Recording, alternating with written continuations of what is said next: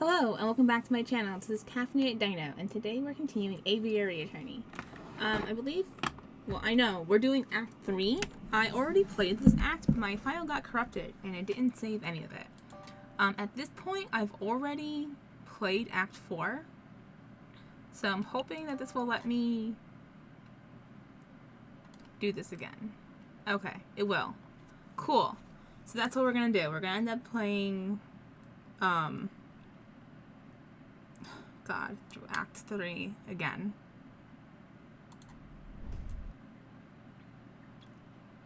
Let me just put my phone on silent because I wasn't ready, because why would I be? Do I remember the July Revolution? Of course. How could I ever forget? The chanting, the violence, the smell of gunpowder.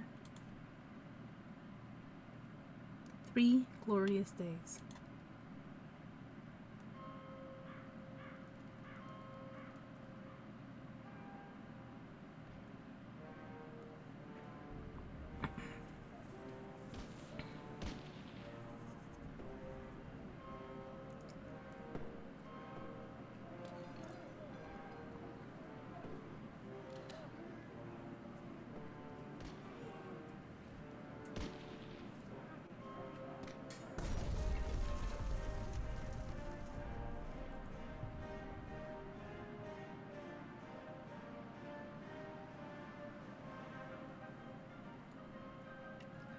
Act 3, Sleeping City.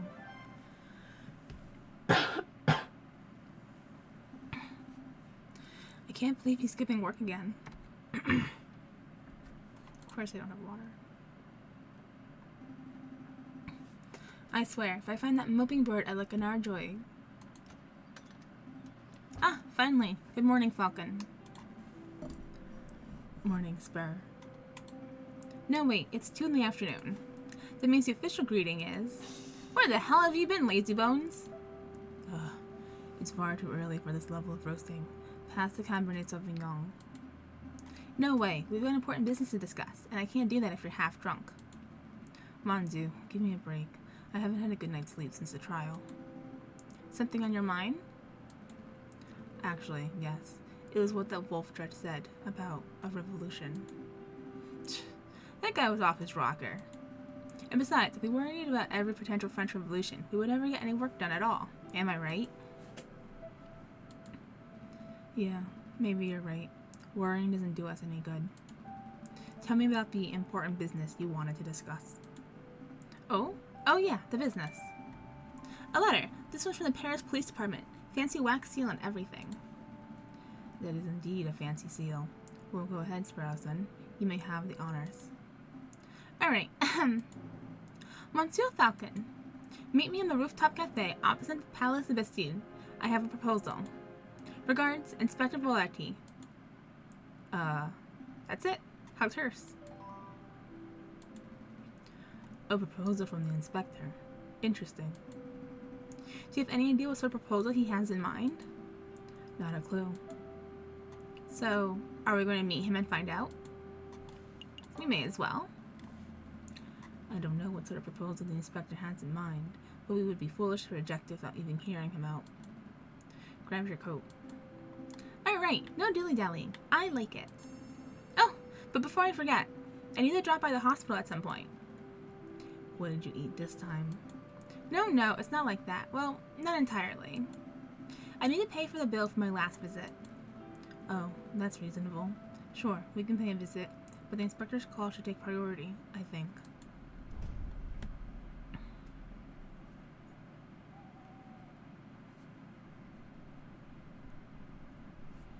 Alright, let's go.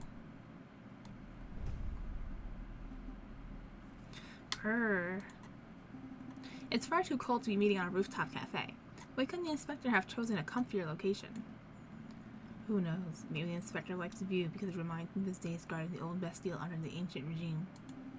Wait, do you think the inspector worked here during the ancient regime? Do you think that's how he got his war wounds? It was a joke, Sparrowson. I'm pretty sure the inspector isn't that old. Well. Severin, what are you doing here? Settle down, JJ. Just like you, I was invited by the inspector. What could he want with all three of us? It's hardly unusual for the lawyers and police of France to collaborate. The inspector probably has a big investigative role that requires all hands on deck. A big investigative role? Sounds juicy. Oh, by the by, did you hear what happened to Judge Romulus? No, what? He escaped from prison before we could even try him. Rumor has it that the wolf bribed his jailkeeper and then fled for the hills. So, he escaped justice. For now, but don't fret. Nobody manages to escape the long arm of the law forever. Speaking of which... Ah, good. You're all here.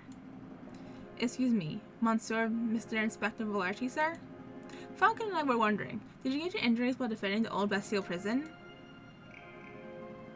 Don't drag me into this, you fool. I was joking.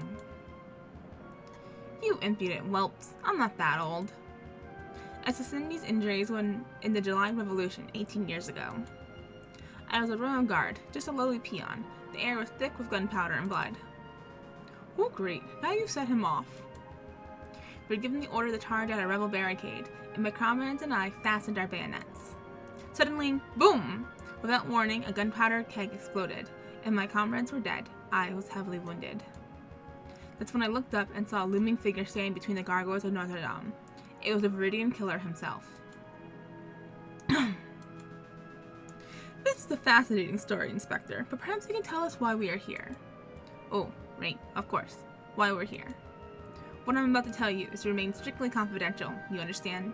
It's a matter of national security. As you've probably heard, France is under threat from a certain heinous group.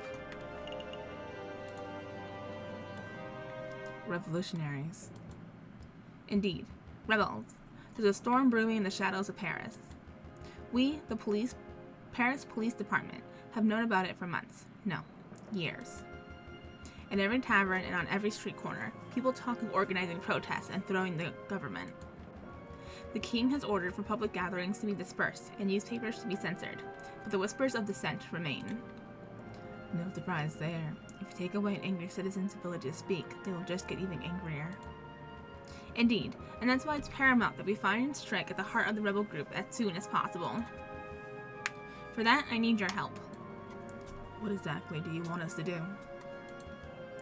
Interview citizens, scout locations, find the secret rebel meeting location that escaped the eyes of the police.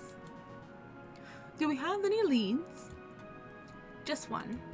We know that the rebels are having weapons supplied to them by a crooked merchant who's only referred to as the croque monsieur. Like the sandwich? What? The croque monsieur.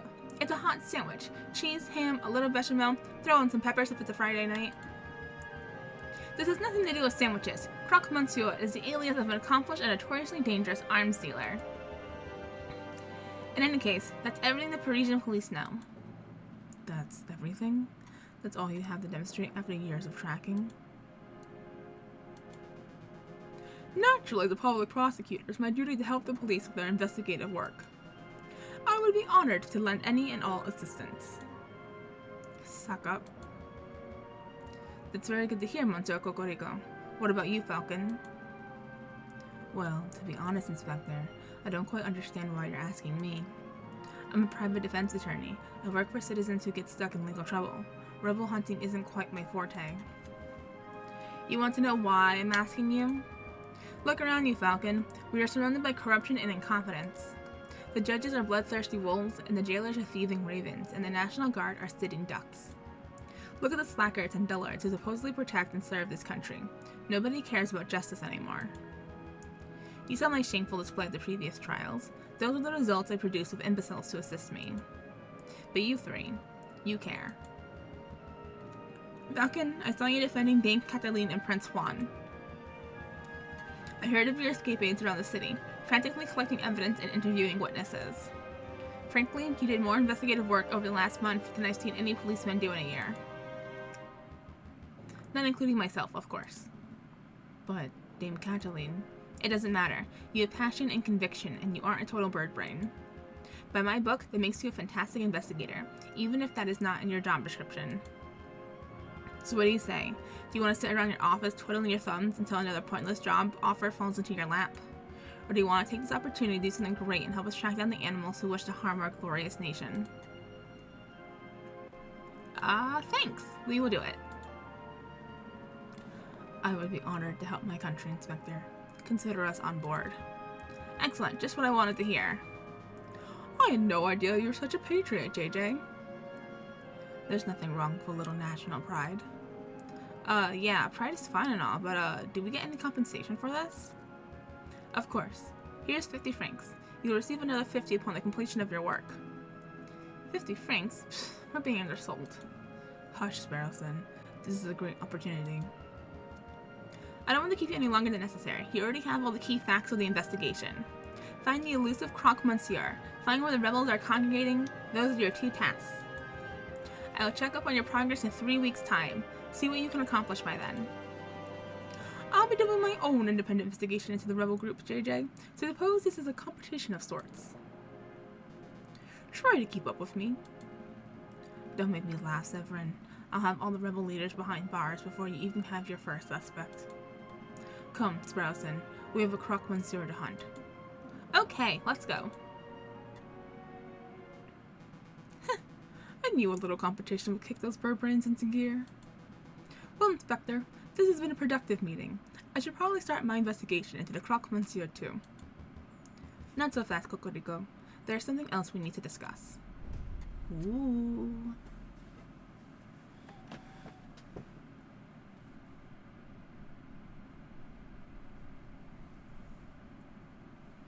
Alright. Let's see. We're gonna go to the hospital first. Get that taken care of. There he is, Sparrowson. Go ahead and say what you need to say. Excuse me, Dr. Falrat? I just want to thank you for, giving me an antidote and, making me well and stuff. It's no trouble at all. Sparrowson, wasn't it? Of course, there's a small matter of the debt. Right. Let's see.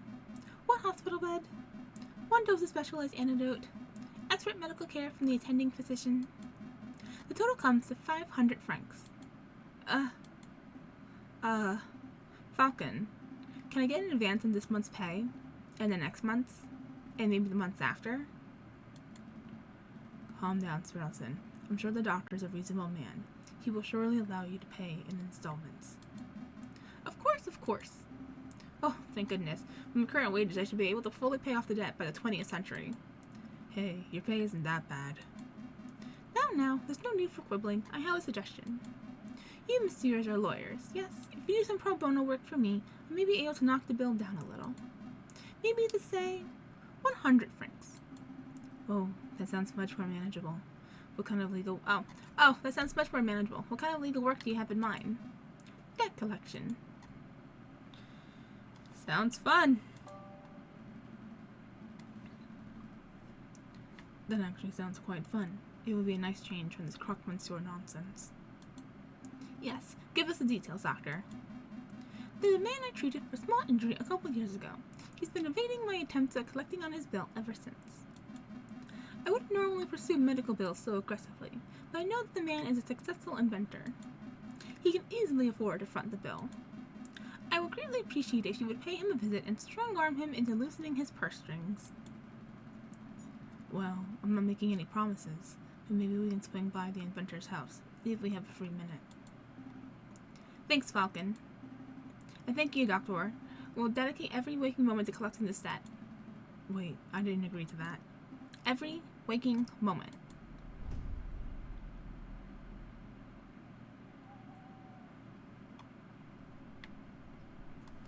Alright, let's go get that debt.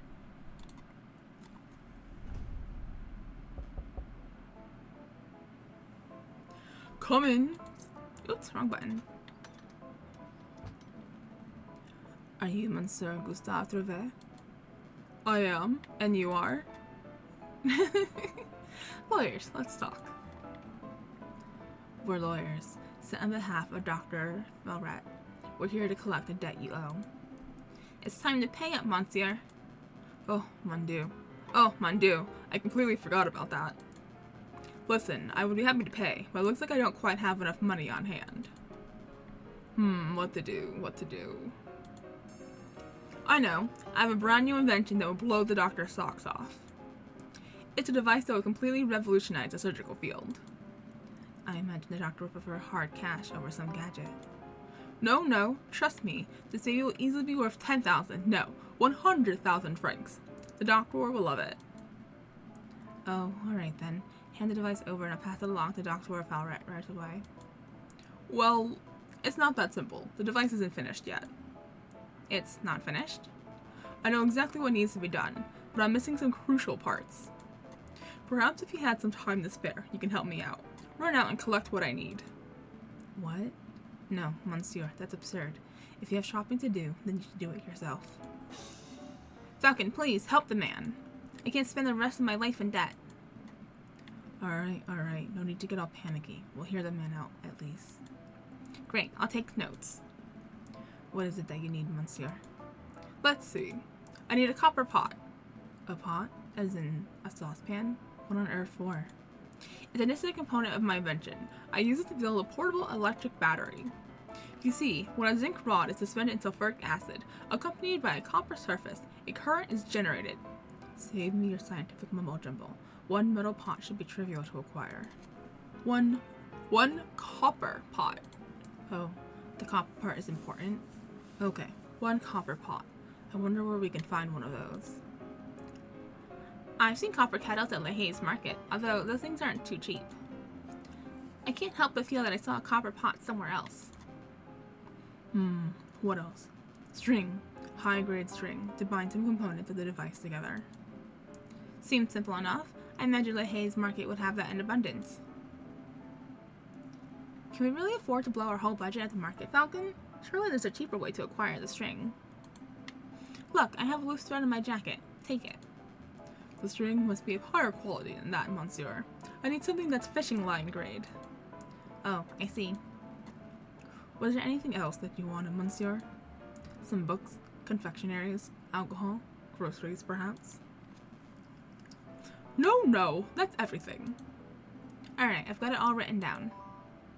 Shopping list has been added to our evidence folder. I feel a little conned. We came here to collect on a debt and left with a shopping list. We're gonna follow through and get Monsieur Trauvet's items, right? We'll see.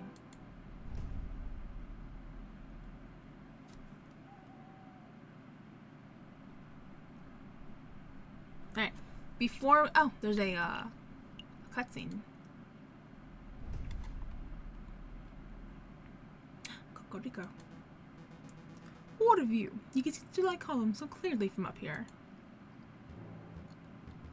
Ah, Cocorico, you're already here.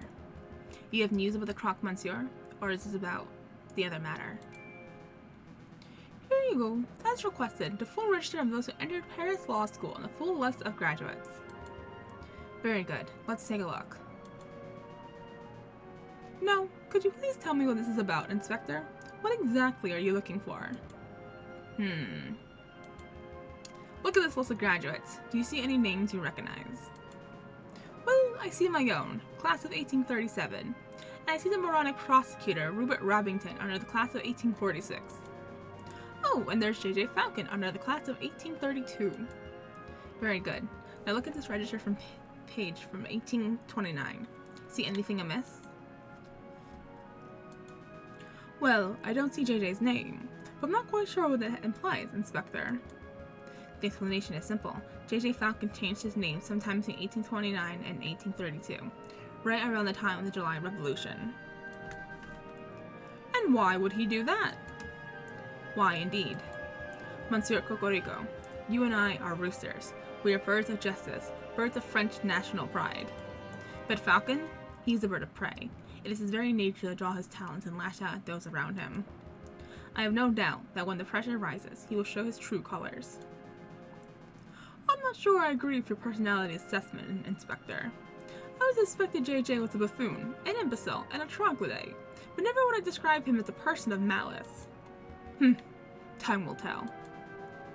Do you need me for anything else, Inspector, or shall I continue my investigation into the croque monsieur?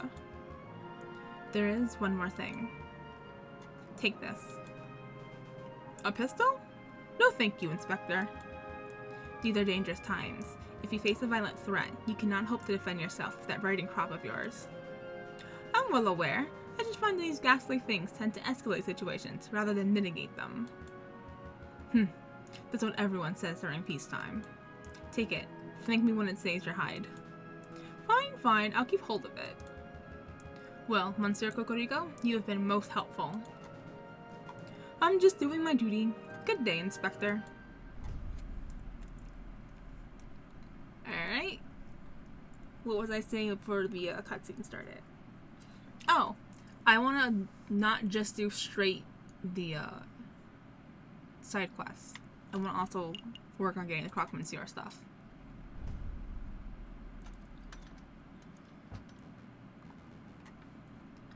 I forgot his voice. Well, this is most unexpected. Monsieur Falcon, Monsieur Spirosa, I believe this is our first time meeting without disguises or pretenses, as it were. Oh, but first things first. Mousy, would you kindly fetch our guest some tea? Oh, of course, Monsieur Vulpes, of course. Messieurs, what sort of tea would you like? Chamomile? Darjeeling, maybe? Chamomile sounds fine to me. Thanks, Mousy. Sure, I can go for chamomile too. Okay, one pot of chamomile coming right up. Let's get down to business. What is it you two came here for? We just have a couple of questions.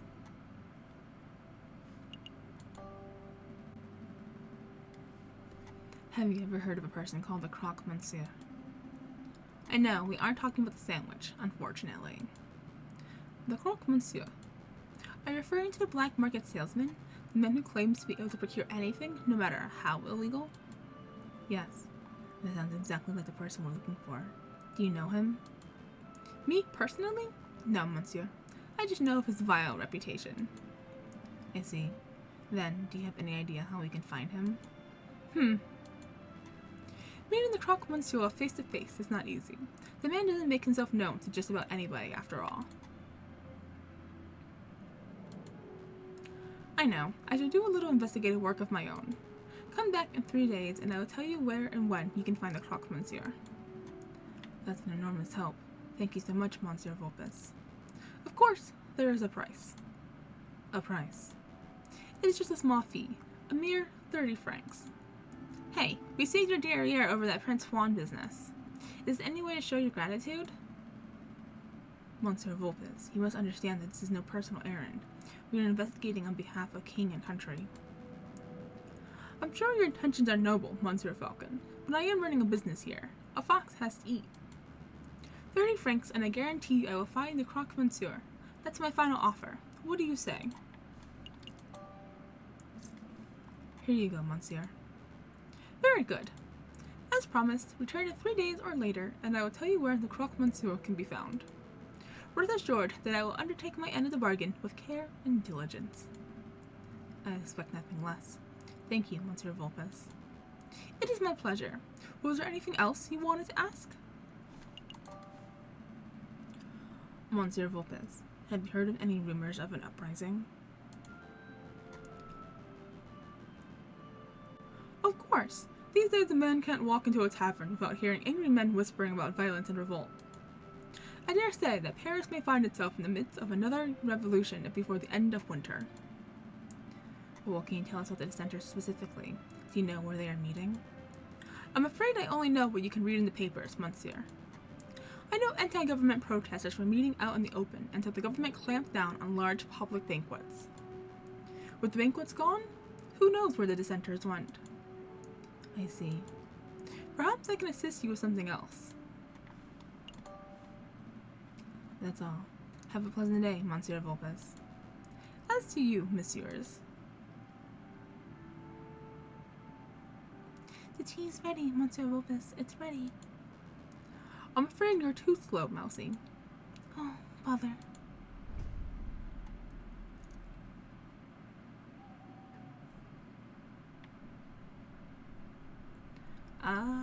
Where do we want to go next? Do we want to get the items, or do we want to continue looking for Croque Monsieur? Let's continue looking for Croque Monsieur. As if we go to the tavern.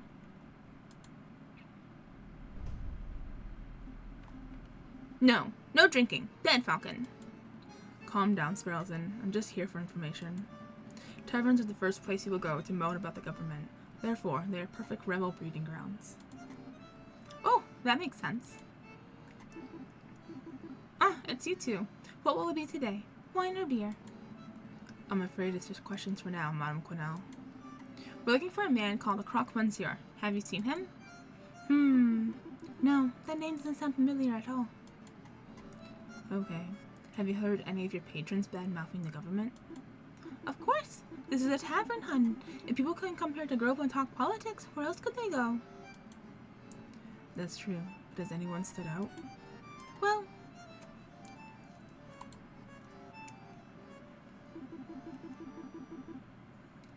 just between you and me, the pair on the drinking floor have been acting very shifty. Now, I'm not saying they are or they aren't rebels, but they're doing far too much talking and not enough drinking, if you know what I mean. I think I do. Thank you, madam. Let's see. Where to go? The drinking room! And that's what Mademoiselle told me to put in the order. No idea where she's gonna keep them, though. Piero, you know she hates being called Mademoiselle. You're going to get stuck with guard duty again. All right, you are. The madam it is, then. Wait, she ain't married, is she? So why do we have to call her madam? Why don't you ask her yourself? No way. She'll straight up eat me alive if I ask her that directly. Wait, hush up. Do you smell that? It smells like eavesdroppers. Can I help you, messieurs? Monsieur, have you heard of a man called... Falcon, wait! There's a slight chance these guys might be rebels, right? So if we ask directly, they might be scared off. Good point. I'll try to keep it subtle. Rifle. Monsieur, I see you are carrying a rifle. Evidently. Who manufactured it? Ah, good question. See, most hunters around here carry an old French Charvelise. But this beauty is something special. See, it's American, from the Springfield Armory, model 1812, percussion lock firing mechanism. An American musket, you say? That's certainly quite special. It must have been hard to procure. It's true that you can't buy guns of this quality from standard street sellers, but if you know the right people... Please, go on. Well... Okay, listen carefully. You didn't hear from me, but to meet the Croque Monsieur. Actually, it would be foolish for me to explain in public. It would be much easier if you just take this. The Book of Judges. What is this? Some sort of law book? The book's subject is not important. Just take it. Oh, I see. It's the Book of Judges, from the Bible. Old Testament stories of God smiting people and stuff. I appreciate the gift, monsieur, but I'm not religious. Nor am I. Then why are you? Just take it, you idiot! Bible books are what we use to pass around in code phrases, don't we? Code phrases? Piero, please. I'm trying to be low-key and I can't do this if you're mouthing off with that big beak of yours. Right you are. Try to forget what my friend said. Just, with a little searching at the contents of that good book, you should be able to get what you desire. Is that a religious metaphor? No, monsieur. I'm being very literal. Well, thank you very much for the gift, monsieur. But to be honest, I have no idea how this is supposed to lead me to our gun salesman. Ah, I see. Well, I hear that there's an excellent friar who performs Bible readings at the Notre Dame Cathedral. Perhaps if you show the man your new book, he will be able to find you a particularly spiritual passage. Are you sure this isn't a religious metaphor? I feel like you're trying to convert me. I assure you, I'm as secular as they come, monsieur. Friar at Notre Dame Cathedral. Thank you, monsieur. I'll make a note. Was there something else you wanted? No. Thank you for your assistance, messieurs. It's nothing. Get out of here already. You two seem like decent fellows. You shouldn't get involved in this rebellion business. Just do whatever you need to do at the Croque Monsieur and get out of Paris. That's what a smart person would do. I appreciate the advice, monsieur. To Notre Dame we go! Let's make a move.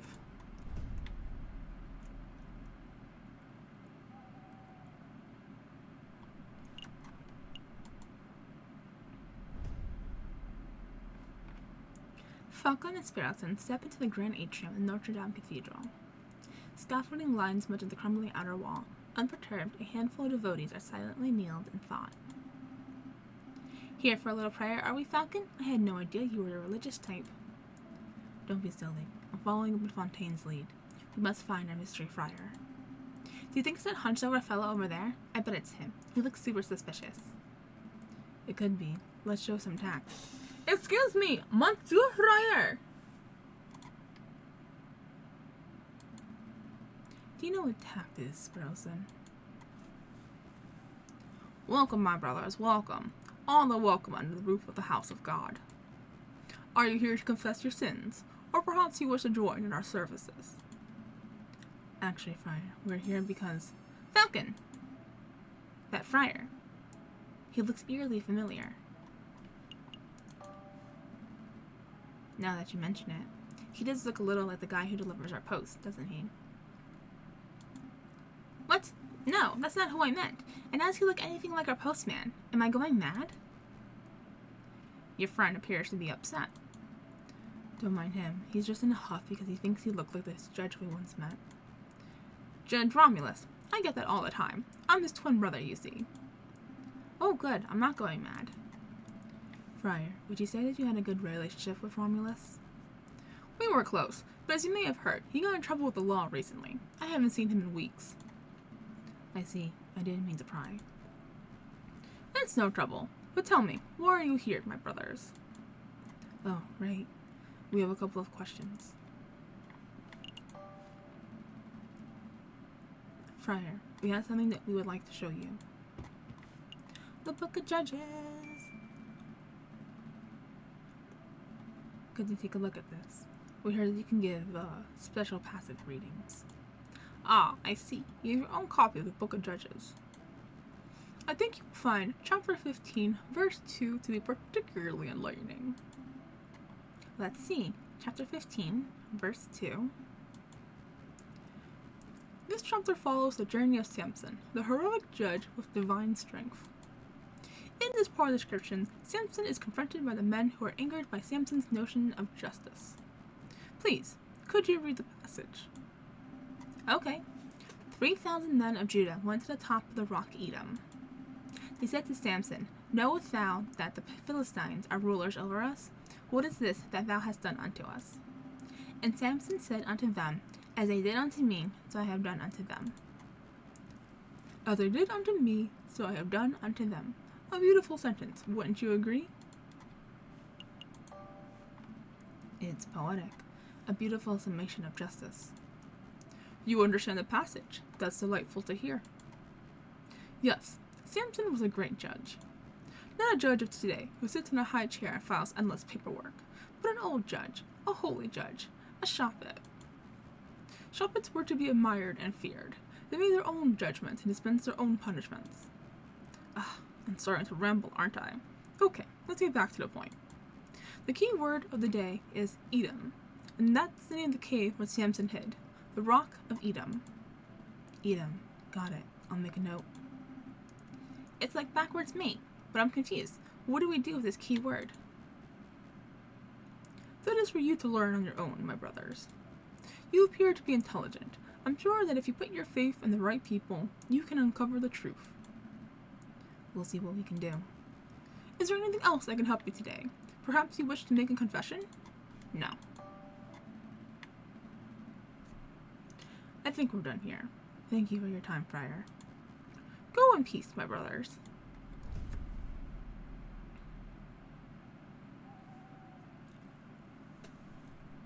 Alright, so we've done all that. Let's finish up getting the items for the guy. For a copper pot, we can go to the Haze, or we can steal it, which is what I would rather do, honestly, because I think the Haze is expensive. So we saw a copper pot at the Louvre. Is that one of our options? Yes, it is!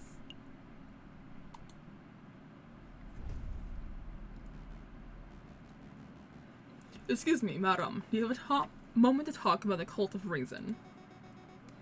Tell the pyramid scheme to someone else, bud. I've got a kid to feed. Madam, it's not a pyramid scheme. Madam, take a leaflet at least. What about you, monsieur? Would you like to learn about the glorious teachings of Jacques Herbert? Heh, a cult, is it? Not today, monsieur.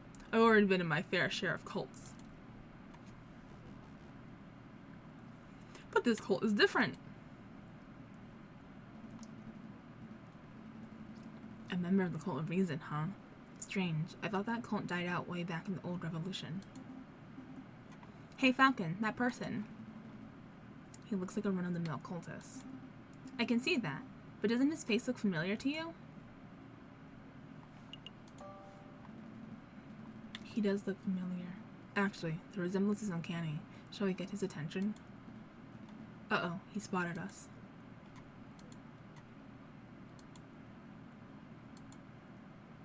Oh, bye. Wait, monsieur, we would like a quick word.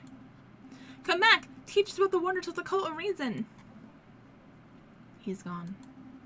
So I'm not going crazy, right? The guy's a spitting image of Judge Romulus, wasn't he? I can't deny the similarity. And then again, there are plenty of wolves in Paris. Maybe there's no link at all. Either way, we have an investigation to conduct. Let's focus on that. Right, where to first? The Grand Gallier, I think. Nope, wrong room. Let's see. Who to question? Oh dear, it's these guys again. Keep it together, Eric. Maybe they won't recognize you. Excuse me, monsieur. It's us, the Philistines, remember? Were they talking to me? Yep, definitely talking to me. Okay, deep breaths, Eric. Hi. We have a couple of questions, if that's no trouble. Oh, that's no trouble. No trouble at all.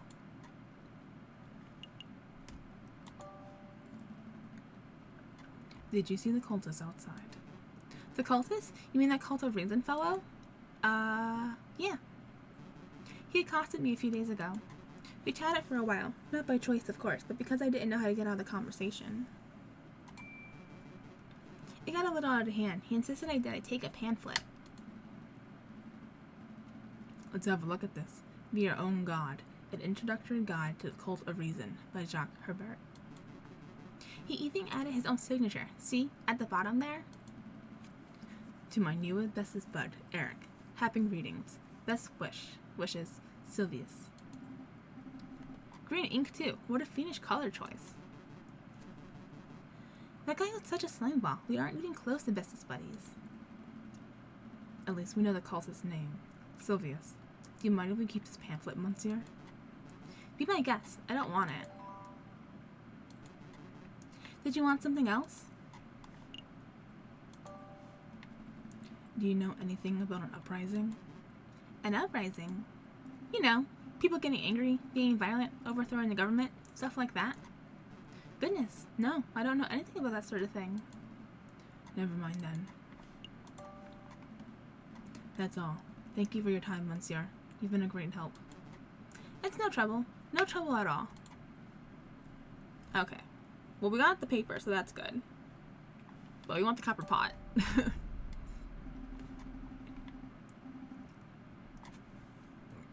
Excuse me.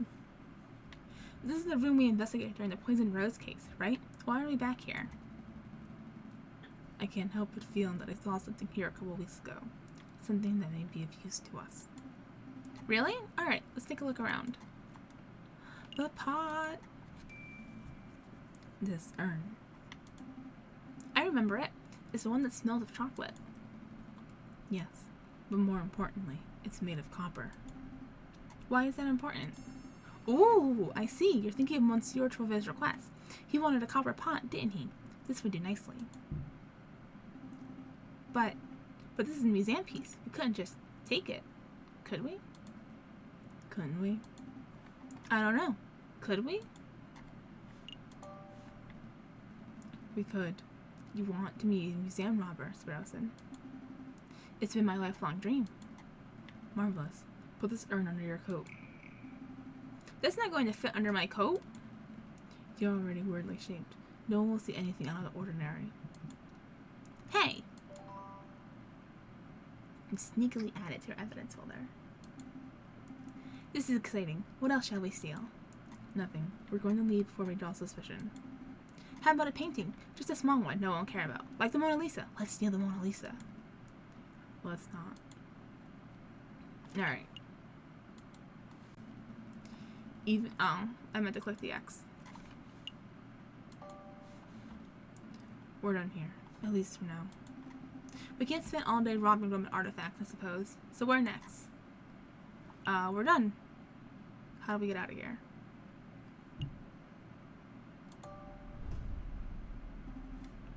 Are we all done here? Yes. Yep, let's make a move. Good call. We can always come back later if we forgot something.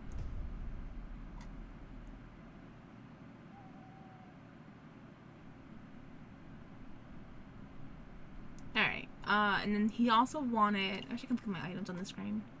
Fishing line, which you can get from Toussaint, who is at the bridge. Where's the bridge? Pont des Arts? Yes.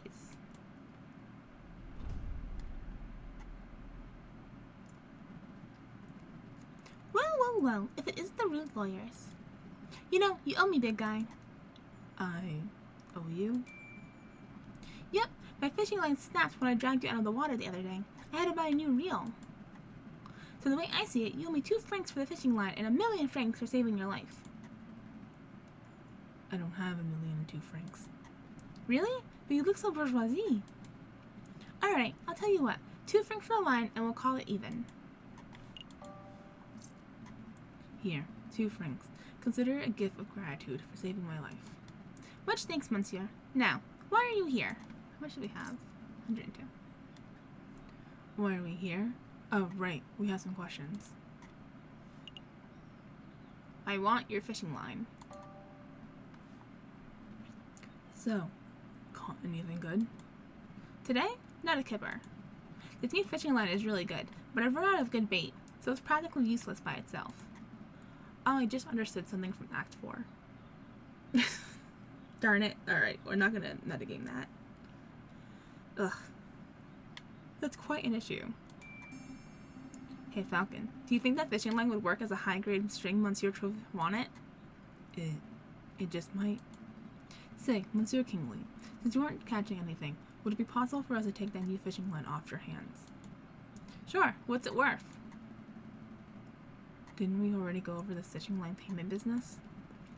Yeah, but that's compensation for the old fishing line. If you want to buy this new line, that's a whole separate matter. Also, I saved your life, remember? I was polite enough to not rub it in your face. Much. Fine. How much does the new line cost? 10 francs. There's no way that line costs 10 francs. You're right, it costs 1, but I added a little markup. That's obscene. I guess it is a bit. I tell you what, if you can provide me with some killer bait, I'll give you the line for free. Killer bait? Like worms? Sure, worms, sweets, whatever. So what will it be? Do you have some bait, or do you just want to pay me in cash? Well, we'll just pay the cash. I'm done playing this stupid runaround fetch quest nonsense. Here's 10 francs. Excellent, and here's your line. Wait, hold on. Now I have no fishing line or bait. I did not think this through. Oh well, can I help with something else? No.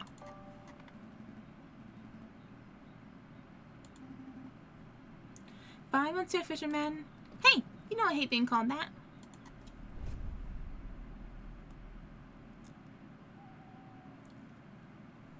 Let's go visit Monsieur Vulpes to get our information.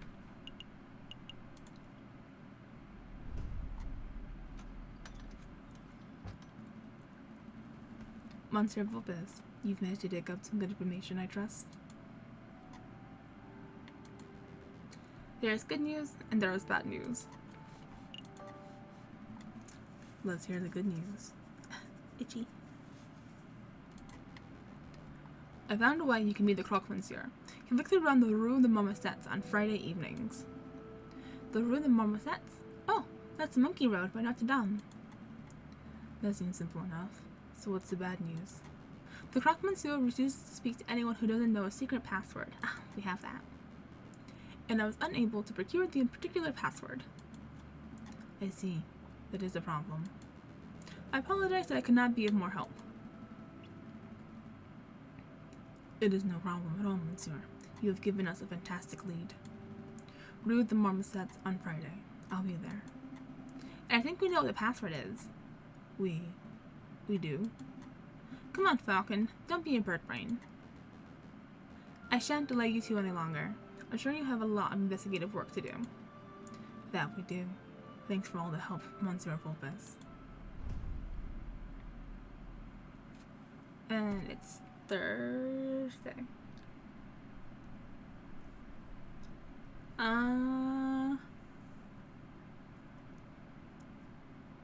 Let's go to...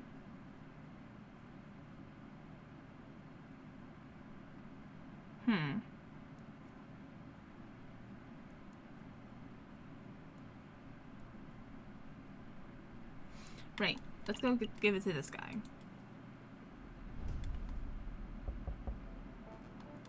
Come in. Oh, it's you two. Have you managed to gather the materials I need? Yes, monsieur. The string and copper pot, exactly as described. Here you go. What? What is this? Where did you get this pot? It looks like it belongs in a museum or something. It was a little tricky to procure the necessary items, but with a bit of asking around, we managed to find suitable substitutes. There's a general store down the street that sells string and discounted copper pipes and the like. I assumed you would have gone shopping there. Maybe if you had told us. Well, no matter, no matter. Give me 1 minute and I'll finish assembling the device.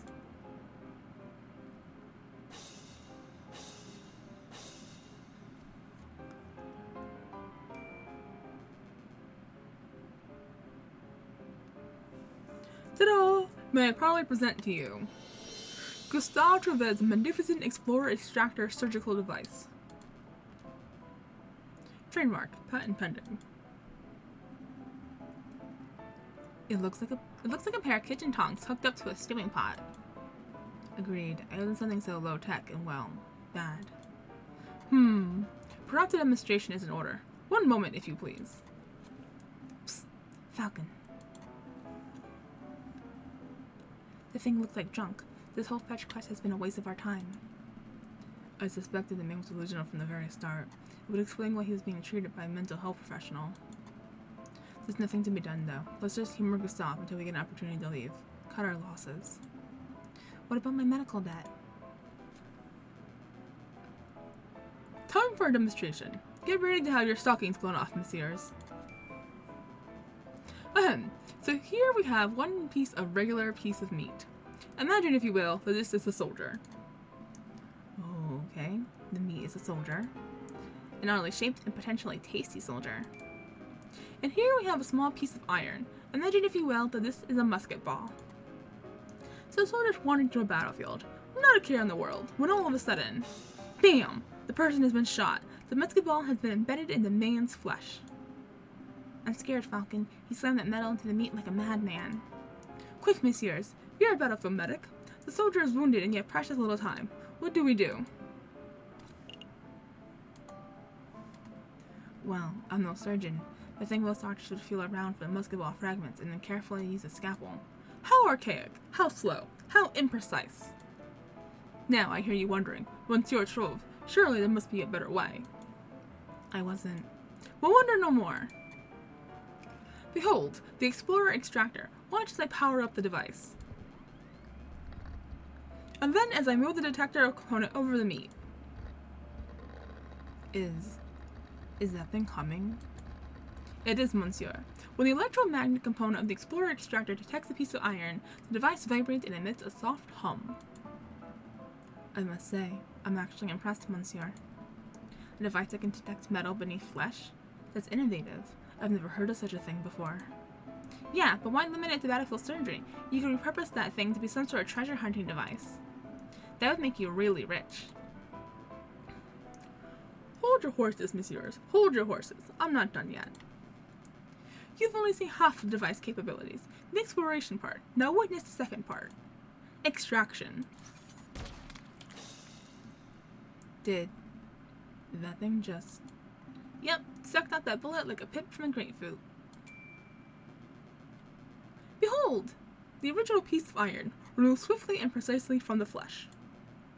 So what do you think? Pretty revolutionary, huh? I think that meat looks a lot less appetizing than before. It's practically exploded. I have no idea what to think. Monsieur Trevet, you are a strange and mildly terrifying individual, but I cannot fault the innovation of your device. We shall pass it along to Dr. Fallret and let him decide its worth. Oh, thank you. I'm sure the good doctor will approve. I'm hungry. Let's pick up some steaks on the way back to the office. Let's not. It's Friday. Which means we gotta go find the croque monsieur.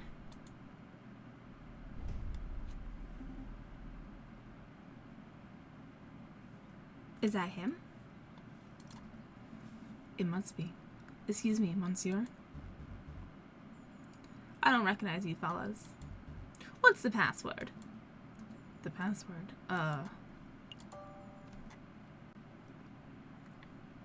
Edom.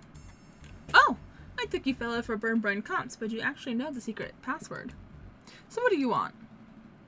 Well, let's start with introductions. You are the croque monsieur, are you not? That's the croque monsieur to you. Mon Dieu, people always get the pronunciation wrong. I'm not really hearing a difference. In any case, Monsieur Croque Monsieur, my name is... Don't tell me your name, idiot! Bringing up names can mess up an entire meeting. Why do you think I use an alias? Just tell me what you want. Drugs? Guns? Explosives? Slaves? Come on, I don't have all day. Well, to be honest, what I want really is... I know you've been information. I know you've been supplying weapons to a rebel group. I want to know everything. Who they are, where they are meeting, what they bought from you.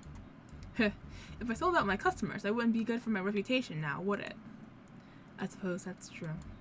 Just kidding. Money beats integrity any day. Pay me 500 francs and I'll give you the dirt. 500 francs for information? That seems a little steep. Steep? This intel is probably worth 50,000 francs to the Parisian police. I'm giving you a bargain. Listen, you pay me the full 500 francs right now, and I'll tell you exactly when and where you can find the rebels. To be honest, I don't really have that kind of cash ready to hand over right here and now. That's quite alright. We can do installments. How does 50 francs a month at 10,000% NPR sound? Oh, awful. Well. Santa Merde, it's the fuzz. Cheese it. Wait. Croque monsieur, come back. Never fear, Falcon. I'll tell the dastardly fellow. Don't get too close, Brelson. That crocodile's got a gun. What's all this ruckus? Playing cops and robbers, are we, JJ? Are you blind, Severin? That was a croque monsieur. We were on the crux of extracting some vital information about the rebels, but your smug entrance just ruined everything. That was the croque monsieur? I never would have guessed. You don't sound very concerned. Oh, don't get me wrong. I'm quite impressed you managed to track down such an elusive criminal. But I have something much more pressing that I need to discuss with you. More pressing than fighting the rebels? Perhaps. JJ, I want you to answer this question sincerely and honestly. Did you go by a different name prior to enrolling at Paris Law School? What? What does it have to do with the rebel investigation? Or do with anything, for that matter? I would appreciate if you just answered the question, JJ. I need to hear it from your own beak. Have you ever gone by a different name? I don't deny it. A man has a right to change his name. Indeed, a man does have that right. But why would a man do such a thing? I don't appreciate your accusatory tone. You sound just like Inspector Flaherty. Wait, that's it, isn't it? The inspector ordered you to dig up some dirt on me, didn't he? Answer me, Severin. What is going on? What did the Inspector Flaherty say?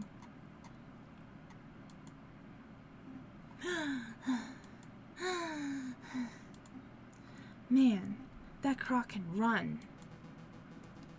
It appears that you two are making solid progress with your investigation into the rebel group. I'll be sure to let the inspector know. Where are you going? We haven't finished our discussion, Severin.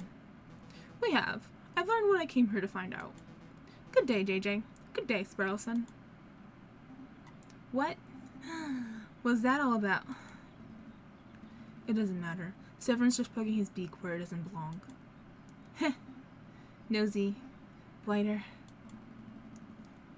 So tell me about your little adventure, Sparrowson. You lost a croc monsieur, I take it? Yeah.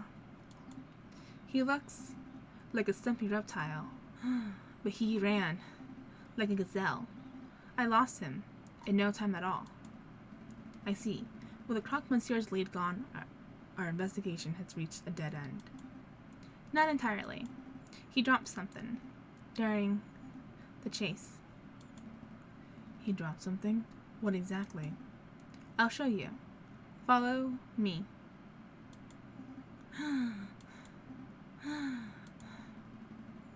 I think you need to do more exercise, Sparrowson. Don't judge me.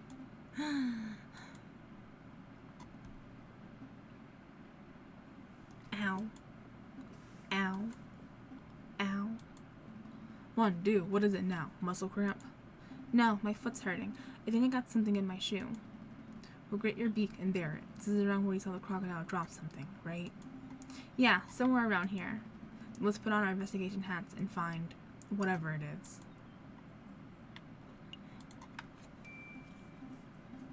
Yeah, this. This is the thing the croc monsieur dropped. It's a list. 40 muskets, 20 pistols, gunpowder, 3,000 musket balls, to be delivered to the sleeping city. This is an invoice. I don't see any names on here, but given the contents and quantities, the goods are probably intended for the rebels. Excellent find, Sparrowson. It was nothing. But the sleeping city, where could that be? Well, it's a city that sleeps a lot. Somewhere in Spain would be my guess. I'm pretty sure the location is not a literal city. For one thing, we already know the city where the rebels are gathered. It's right here, in Paris. The sleeping city is a code phrase, like a riddle. A riddle, Well, I'm stumped, and hemming is going to get us nowhere. We must find someone who can solve it. We need a person who is knowledgeable about all matter of riddles and puzzles. A know-it-all, huh? Precisely. In the meantime, I'll file this away for safekeeping. Do you think the croc monsieur dropped anything else? There is something else that we needed. Does that street lamp look broken to you? Yep, I think all the lamps in the street have been vandalized. The ground is covered in glass from the broken panes. Oh, that explains why my foot is hurting. It does? There's glass in the sole of my shoe. I must have trodden on some shards while chasing after the croc monsieur. Oh no, my good shoes are ruined. Well, I wouldn't say good. You paid 20 cents for them. Found this away in the evidence folder. You want me to file away broken glass? Yep, I'm filing an official formal complaint to the government. Their faulty street lamp has ruined my shoes and I'm owed compensation. I think the government officials have better things to do than worry about your 20-cent shoes, Sparrowson. We'll just see about that. Are you satisfied? We have real evidence to find. I don't think there's anything else here. I see hanging bushels of onions. Bushels? That can't be right. It's sprigs. Sprigs of onion. How about bundles of onions? That's pretty neutral. Confederacies of onions. Okay, we're done here. Flocks of onions. We're done. Yeah, I think that's the only... Those are the only things to find. The sign is difficult to read. The paint has faded. Trotto fruitier? Ticrel fruitier? There's no way it says that. He just made up those words. All words are made up, Falcon. Okay, we're done. I think we're done here. Okay, I guess we can always come back if we think we've forgotten something. Alright. We need someone to know it all. So that should be the library. Oh, another cutscene.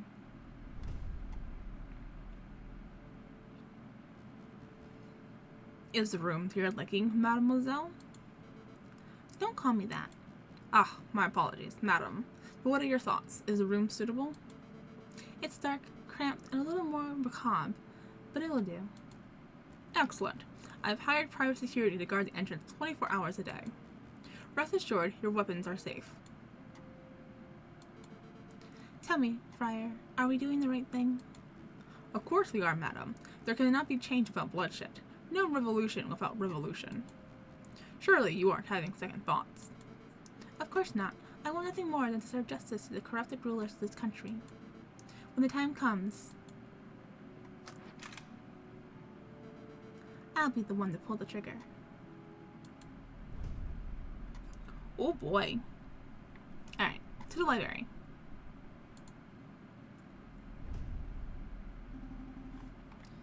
Do you think Nathan likes riddles? Of course, all librarians like riddles. Seems like a bit of a stereotype. That's all I'm saying. Stereotype or not, we have to hope that it's true. That boffin is our best chance of getting to the bottom of this.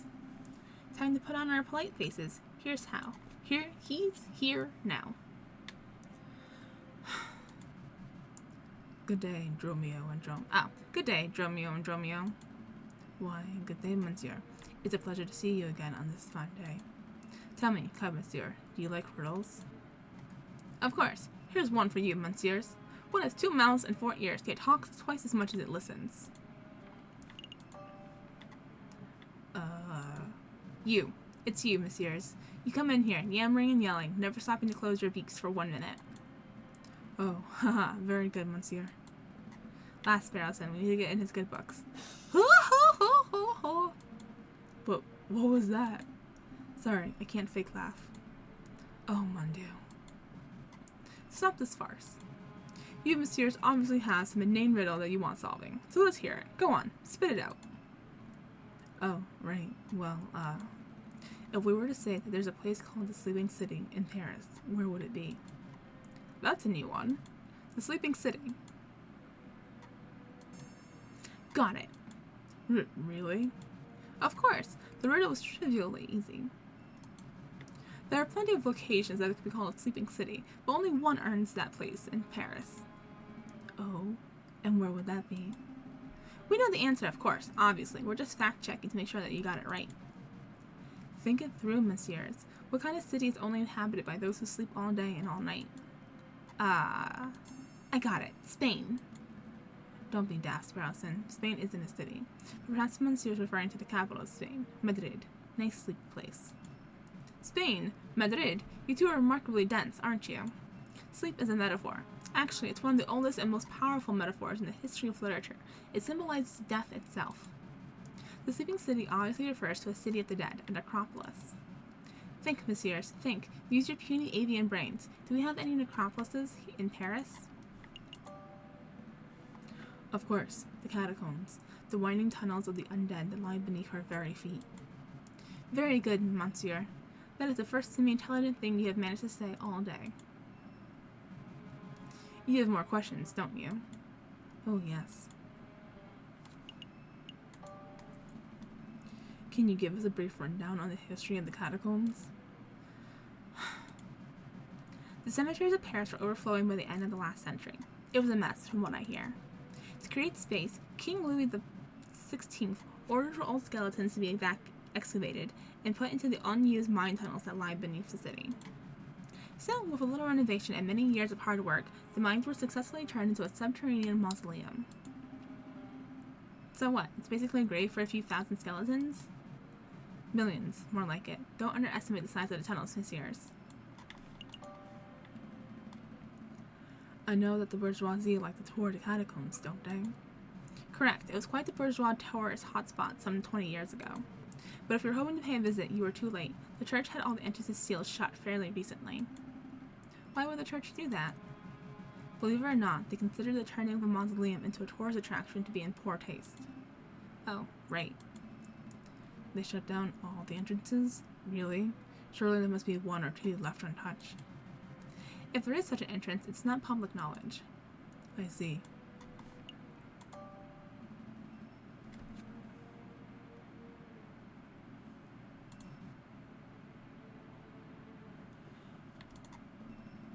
I missed reading it. Good day. If this leaving city really is Paris catacombs, there must be some way to get in. An underground tunnel network would probably be connected to the city sewers, right? So we just have to find the right manhole and boom, we're in spooky, scary skeleton town. That's a good idea. Or maybe it connects to the scene. Perhaps some swimming is in order. You two dunces are gonna get yourselves killed. If you really wish to visit the catacombs, you would best be asking all the people responsible for the closures. The dead people? The church, monsieur. The church would know if any unsealed entrances still exist. Oh, right.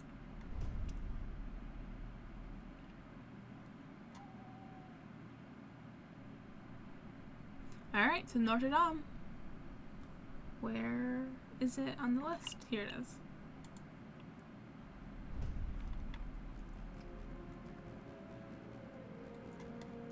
Did you sneak out to the Louvre again? I keep telling you, my brother, you can't risk being seen. There's too much at stake. The good word must be spread, my brother. We need as many supporters as possible. No more sulking in the shadows. No more cowering in the dark. We must rise up against our oppressors. Oh, but before I forget, here's your pen back. I borrowed it. Again? What happened to yours? I lost it. So careless. Don't sweat the petty things, brother. Let's focus on removing the obstacles that stand in the way of our father's dream. Right, like those annoying little bird who's been poking his beak into our business. He's dangerously close to uncovering our secret. You want me to take care of him? It would be in our interest. I have a trap in mind, but... someone's coming. Go hide.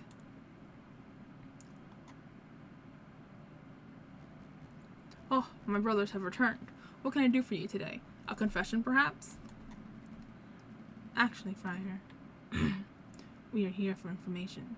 We want to learn about the catacombs that lie under Paris. The catacombs? You don't want to go there, my brother. It's a wretched and haunted place. I'm sure it is, but we know that the church was responsible for having the entrances sealed shut. So we figure that maybe there's a super secret friar-only entrance that only you know about. A secret entrance? That's an interesting idea. You know, you were not the first birds to have asked about that. We aren't? Yes. A cockerel paid a visit yesterday. Perfect posture and snooty, or one-eyed and scowling? The first. A prosecutor, I think he said he was. Anyway, I'll tell you the same thing I told him. If you venture into the catacombs, you will not return. Understood? Loud and clear. We'll stay away from the catacombs. Good. Very good. Now, if you two will excuse me, I have a sermon to prepare. Be on your way. Damn. Another dead end. Maybe it's time to wrap this up. We can go tell Inspector what we found and call it a day. Don't quit just yet. I managed to take something from the friar's pocket when he gave his little warning. Seriously? Again? This is becoming something of a bad habit for you. Well, go on then. Let's see what you pilfered. This. You found this pen in the friar's robes? Yep. Interesting. Actually, this is more than interesting. This is amazing. This is the exact same pen that Judge Romulus uses. It even contains the same green ink. Huh. Do you think it's exactly the same pen, or do you think Romulus and Remus just have a matching set? I honestly don't know. But I do know that this may come in handy. I'm going to keep hold of it. We're still at a dead end, though. My gut tells me that the friar is hiding something, but I can't get him to cough it up. Not like we can beat information out of him. Let's just go do other stuff, and maybe we'll stumble across some more clues. Maybe you're right. Let's go.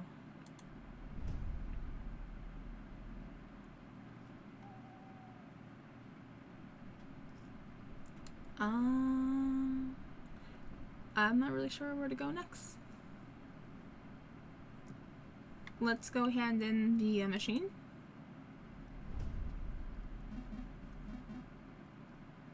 Ah, you've returned. Were you successful? Well, Monsieur Trouve didn't have any money, but he did give us something that he claimed to be extremely valuable. Go ahead, take it. He said you could keep it. What is this? Monsieur Trouve called it Explorer Extractor. He said it would revolutionize the medical field. I don't quite understand how it works. Maybe I can demonstrate if you have a piece of meat and a lump of metal handy.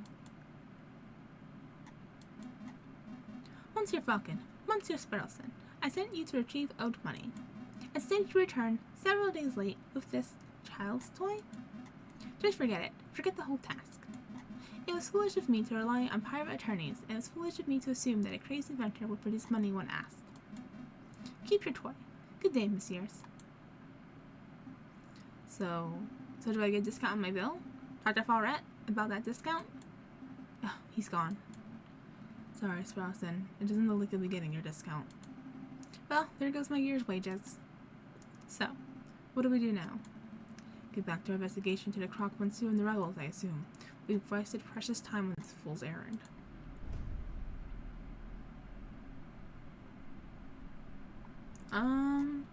Where have we not been? Probably a lot of places. Let's go to the Chocolate Emporium. Because I feel like we need something from here, if I remember from last time. Welcome, welcome. Ah, it's you two again. You remember us? I guess that's no surprise. Of course I remember. You're the messieurs who ask many questions and buy a little chocolate. I'm afraid we have more questions today, Monsieur Hageslack. Thank you for being patient with us. Have you heard any rumors of rebellion in Paris recently? Why, Monsieur, there are always rumors of rebellion in Paris. The citizens whisper in the shadows. The bourgeois cower in the corner. And fear. Yes, but have you personally heard anything specific? No, Monsieur. You sell chocolate to a lot of people. Have you come across any unsavory characters in your occupation? Of course. One time I was hiking through the mountains of the Netherlands, and I was accosted by an overzealous tulip salesman. I threw a fistful of Dutch rubles at him and made a hasty retreat. I can't help but wonder about the legitimacy of Lander's stories.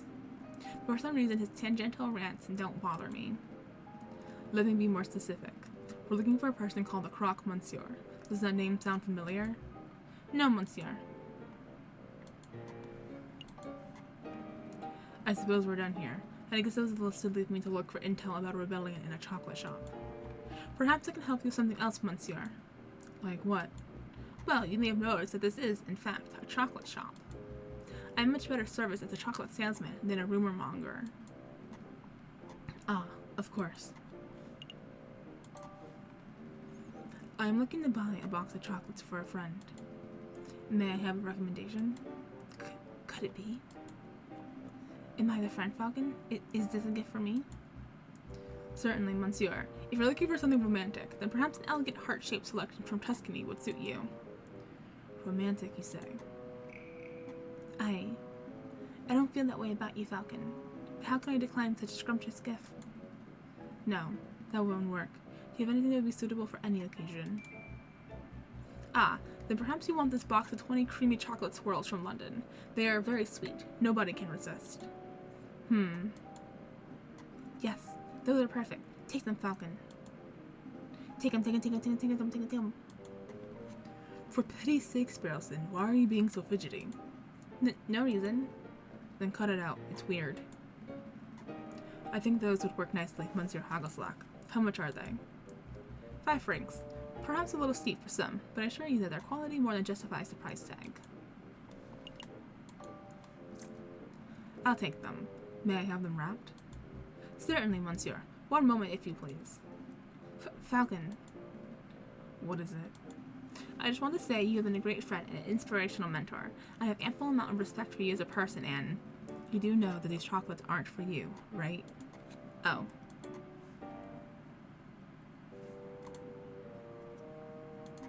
Yeah, I knew that. Good. Just making sure. You're breaking my heart, Falcon. Here you are, Monsieur. I'm sure the recipient will enjoy them.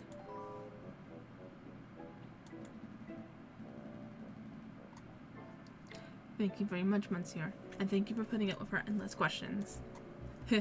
It's been my pleasure, Monsieur.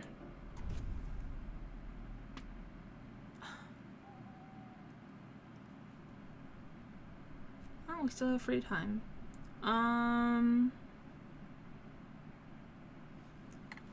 What is this place again? High Court? Sure.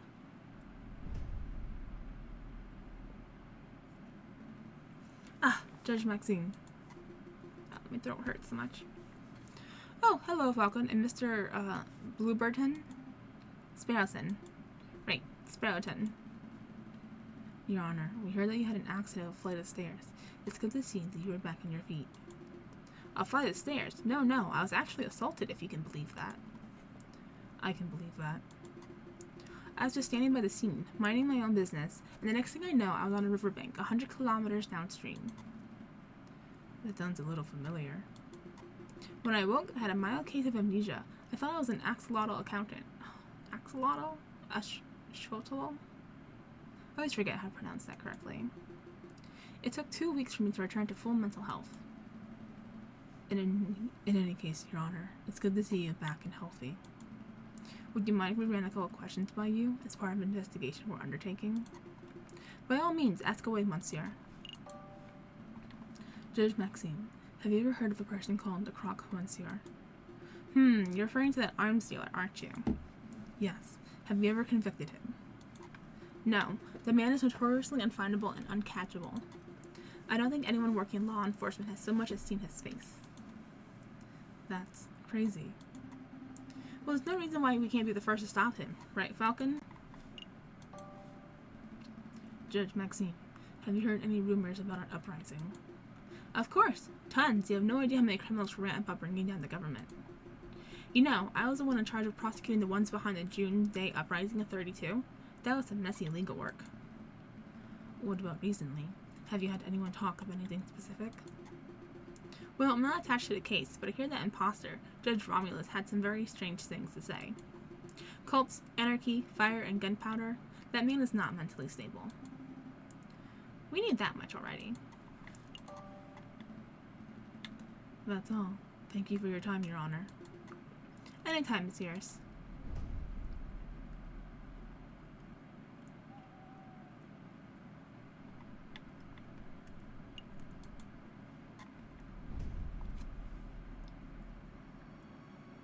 Oh boy. There he is!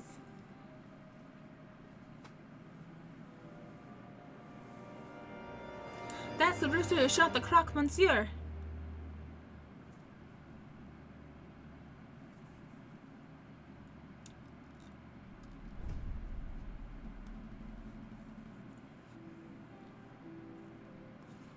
I think we're getting close to unraveling this whole rebellion nonsense.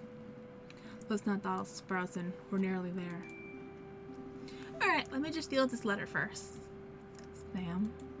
I don't think so. It's from Cocorico. Severin? Go ahead, Sparrowson. Let's hear it. JJ, if this letter reaches you uninterrupted, did it mean that I have been captured or killed by the rebels? What? Last evening, the inspector gave me a tip-off of a midnight trade between the rebels and the Croque Monsieur on the Rue de Marmoset. I intend to watch from the shadows, but I know that such a mission is a dangerous one. Wish me luck. If this is the last correspondence you'll ever hear from me, then I suppose I should end on a positive note. Falcon, you are a good friend and an excellent lawyer. I'm sorry for belittling you all these years. Kind regards, Severin Cocorico.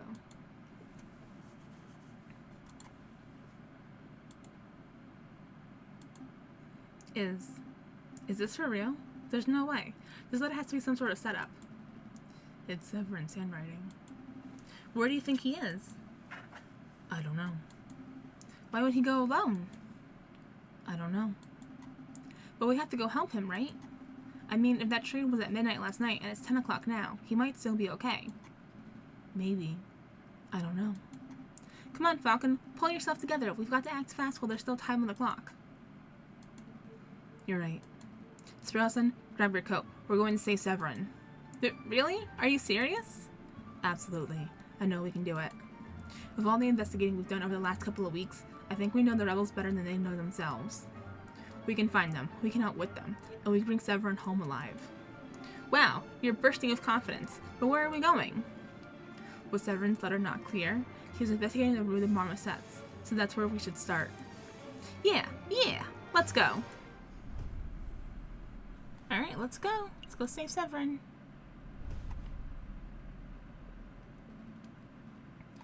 Come on, Sparrowson. Keep up.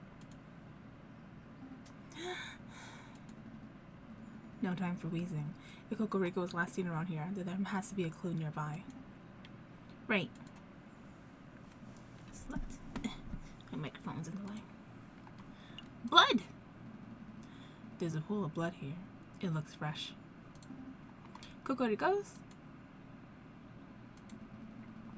I see drag marks heading towards that tunnel, which leads straight to the scene. If I had to guess, someone was killed here last night, and their body was hastily disposed of in the river. But I see several sets of bloody footprints, too. Some are faint, but they head that way, towards the main road. So he could still be alive? Let's see where the footprints go. Oh, to Notre Dame.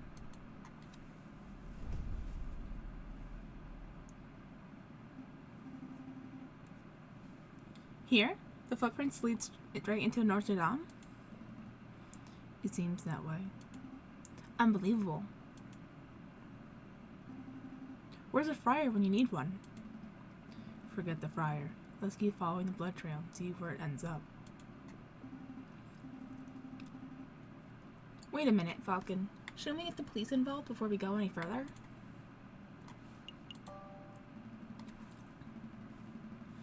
That would be the smart thing to do. Why don't you run off and find a policeman, and I'll go ahead. Nice try, but I'm not abandoning you. You have no idea what or who could be ahead.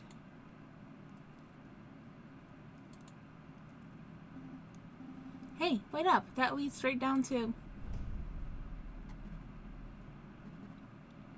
Man, I'm famished. When is that mouthy parrot going to relieve me of my duties and can grab a snack? The trail keeps going. Hey, isn't it the Consigliere jailkeeper? Quack? It's Quark, you dummies. I had no idea you were a religious man, monsieur. I'm not. I had a career change. Private security pays much better than regular old jail keeping, you know. Monsieur, we don't have much time, so I'll keep it brief. We're following a trail that leads to the door behind you. We need you to let us pass. The door behind me? Ha! You idiots! The door leads straight to the catacombs. You don't want to go there. Catacombs? And besides, just because I know how to get in doesn't mean I'm just going to be letting you pass. I've got a job to do. I have integrity. I'm supposed to act as guard, and that's what I'm doing. You want a bribe, don't you? Bingo! What you got? Food. It must be tiring to stand there all day, all night. I bet you would love something to eat. Now that you mention it, what you got? Chocolate. Here you go, monsieur.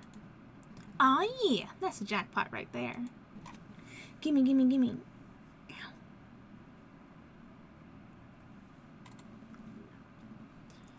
So what do you say, monsieur? Can we go on?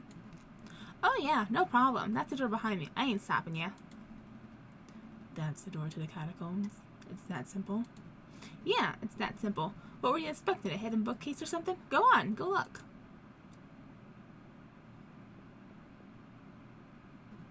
Heh, what idiots. They're walking straight into a pitch-black maze without even a torch. I wonder, will they get lost and starve, or will they find that crazy lion girl and get shot? Either way, ain't my problem. Upon entering the doorway, Falcon and Sparrowson find themselves at the top of a stone staircase that spirals into the abyss below. Here goes nothing? They begin the descent.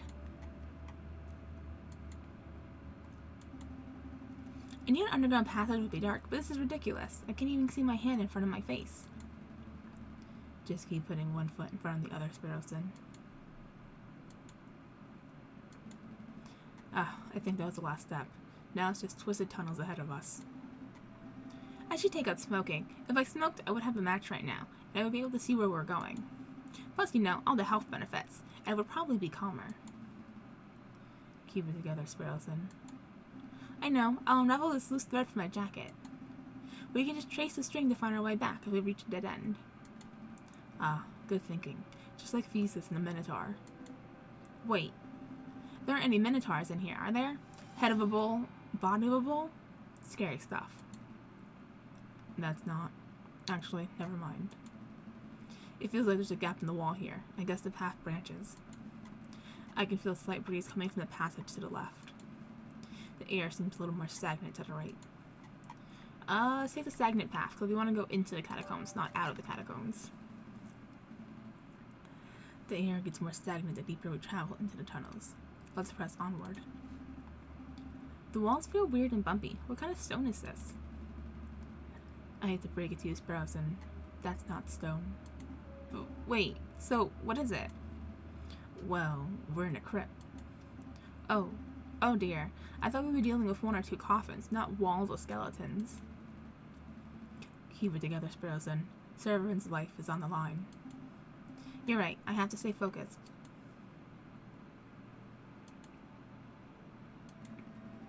Oh, it looks like the path branches again.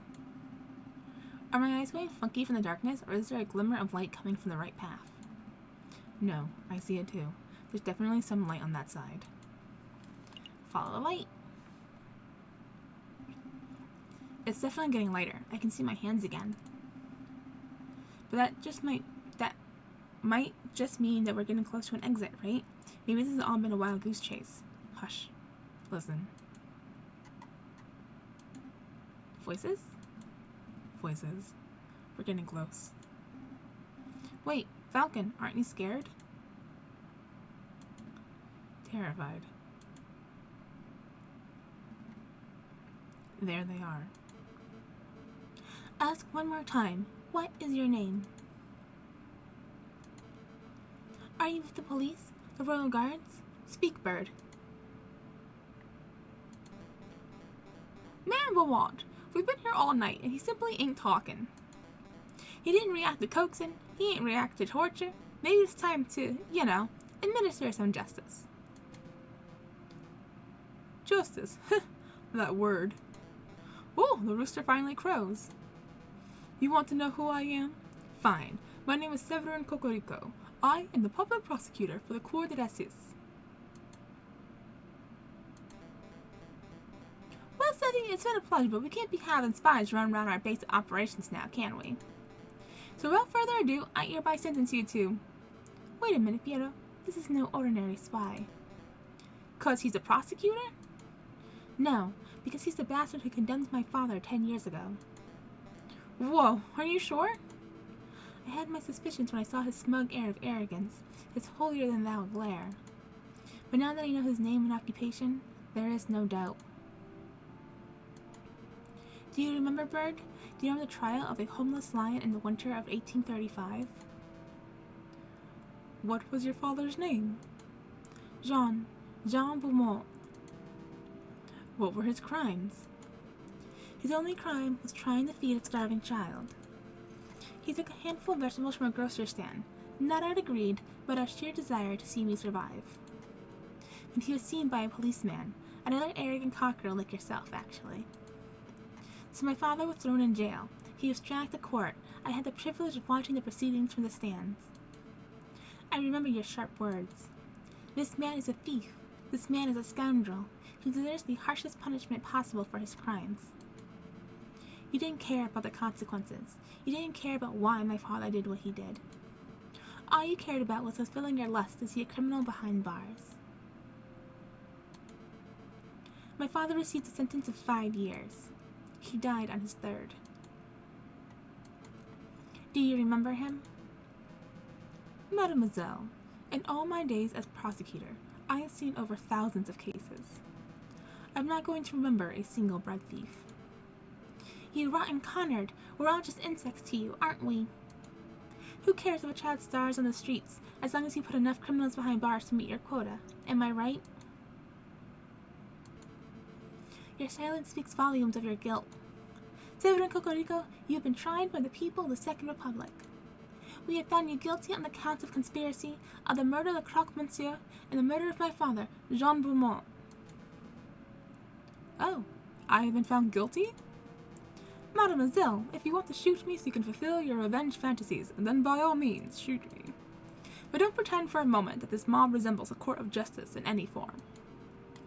A court of justice? Now there's a contradiction. Bird, you know nothing of justice. Friar Remus, read this man his last rites. With pleasure, madam. Falcon, we have to make a move. Say something. Speak up. Save Severin. Alright, I'm going in. I'm coming too. No, I need you to get out of here. Go find the police, royal guard, anyone. I'll stall for time. Falcon. Oh, okay. I'll go get help. Do you have any last words? Just pull the bloody trigger and be done with it. Wait.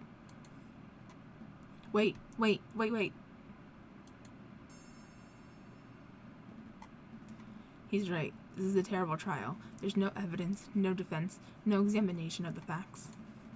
You've dragged a man off the streets and set his fate based purely on your own prejudices and whims. Who the cluck does this bird brain think he is? I am this man's defense attorney. I am J.J. Falcon. J.J., what are you doing here? Defense attorney? You're a raving loony is what you are. Or a spy. I've seen this monsieur eavesdropping on our conversations before. He cannot be trusted. Everyone, please, hear me out. Friar Remus, you are a man of God. Surely you don't approve of this sort of mob violence. I see no issue. The good book is full of stories of violence. Joshua ransacked the city of Jericho. Edith and the judges were ruthless assassins. Samson killed thousands before meeting his fate. Well, sure, but that's the Old Testament. What would Jesus say about this? He would say, I did not come to bring peace, but a sword. Matthew 10:34. Oh, damn. Do you see, Falcon? This man's death is inevitable. For the good of France and the name of justice, he must be killed. Justice. There's that word again. Madam, I don't presume to know who you are or what you stand for, but shooting this man right now would not bring you justice. It would only serve to satisfy your desire for revenge. Justice, revenge, what's the difference? Due process, madam. By following an organized chain of events, justice ensures that both sides have a fair and balanced trial. My father did not receive a fair and balanced trial. Then this is your opportunity to show the rooster how it should be done.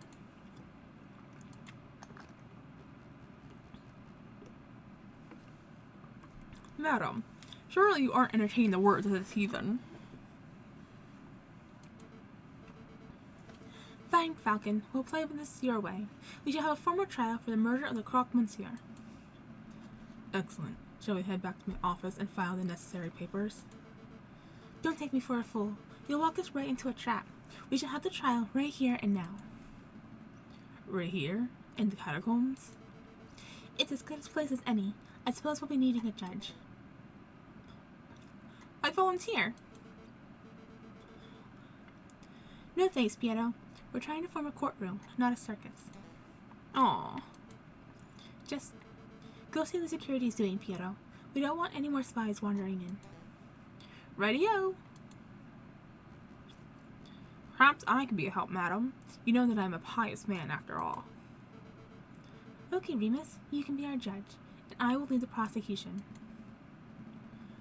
What about the jury? With due respect, I don't trust your peers to be impartial. Look around you. As we speak, we are being watched and judged by countless dead men and women. They shall be our jury. That may work as a metaphor, but in practical terms. In practical terms, it is me you have to convince, Falcon. Convince me that this bird is not guilty. After all, I am the one who holds the gun. Well, looks like we're ready to get started. This is the trial of Severin Cocorico is underway. Oh, that trial. He stands accused of the murder of the man known as the croque monsieur in cold blood. Madame Beaumont, please explain the details of what happened. Very well. Last night, at the stroke of midnight, 2 gunshots were heard at the Rue de Marmosets.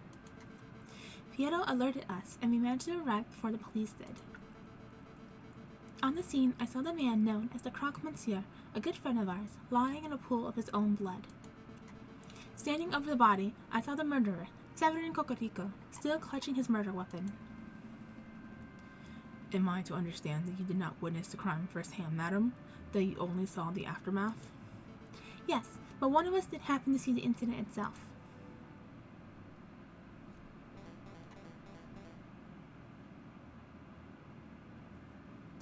Man Beaumont, I found this ear pigeon run around our tunnels. I am no pigeon, monsieur. He's a spy in any case. Would say I execute him right now. It's alright, he's with me. With you? He's my assistant. He carries my bags and stuff. Falcon, I trust that you do not have any other assistants lurking around the corner. No, madam. Then take your lackey out of my sight. Psst, Falcon. What is it? I saw someone lurking in the catacombs. I think he was watching us from the shadows. Another rebel? I don't know. But he got spooked when he saw me. He dropped this. What's this? A political pamphlet? Well, I best be getting back to the patrols then. Not so fast, Pietro. You witnessed the crime firsthand, did you not? I did, ma'am. Then you can be our first witness. Go stand in the center. Okie dokie. Do I need to say an oath or something? That won't be necessary. We trust you. Just tell us what you saw last night, Pietro. Okie dokie. I saw it plain as day. The Croque Monsieur was just minding his own business on the Rue de Marmoset, when all of a sudden, this here root of a rooster appeared with a gun in hand. Bam! The rooster fired. The croc slumped to the floor. Using lots of his strength, the Croque Monsieur drew his own gun. Bam! The croc fired back. So, to clarify, Cocorico shot first. Yes, ma'am. No question there. What happened next? Well, I knew you guys, Fontaine, Remus, and you, ma'am, were only a stone's throw away at the cathedral, so I ran to get your help. We all arrived back on the scene maybe a minute after I had left. And there I saw the Croque Monsieur and the murderous Severin Cocorico with my own eyes. Thank you for your report, Pietro. It's nothing, ma'am. You see, Falcon, Pieto's not the sharpest knife in the kitchen. True that. But he is honest to a fault. I would trust his word with my own life. I don't doubt the man's honesty, madam. Nonetheless, I would like to cross-examine the witness. Cross-examine? What does that mean? I don't claim to be an expert of the law. That was always my brother's role in the family. But I think a cross-examination means that the Falcon would like to waste our time by asking pointless questions. Actually, it means I would like to make sure that Pieto's story holds up under scrutiny. Yes, I will be asking questions, but only questions that directly relate to the case at hand. Clearly a pointless stalling tactic, madam. Should we put an end to this trial? No, we will let the bird have his little cross-examination. But I'm warning you, Falcon, don't mess with me. Don't mess with you? If I get the slightest inkling that you are rambling to stall for time, I will end this trial on the spot. Do I make myself clear? Start questioning Cocorico's shoe size or the color of Croque Monsieur's underwear, and I'll lose my patience. Yeah, I get it.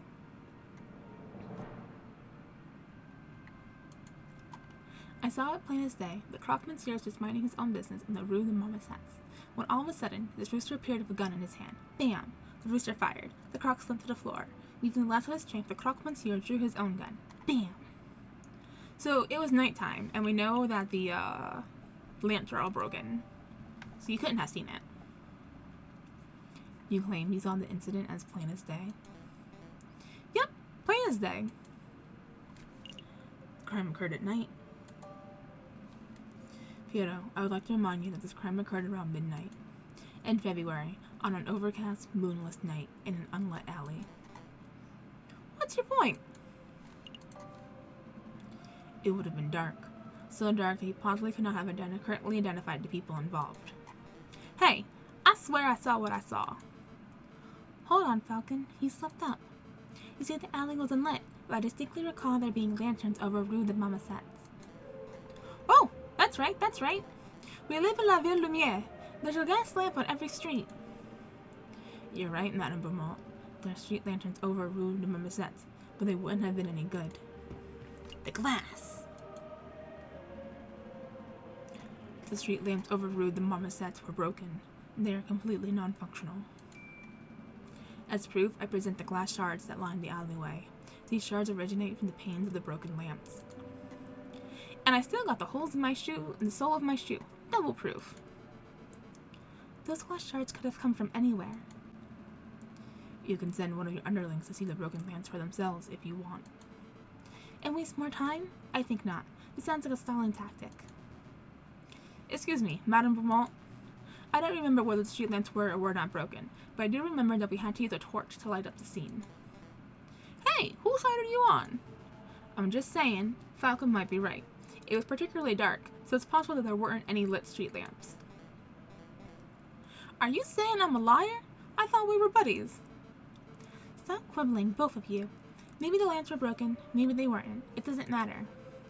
I know that Piero's testimony is accurate because I, personally, saw the rooster at the crime scene 1 minute after Piero did. 1 minute? That's plenty of time for the real murderer to escape and for a passerby to stumble upon the scene, is it not?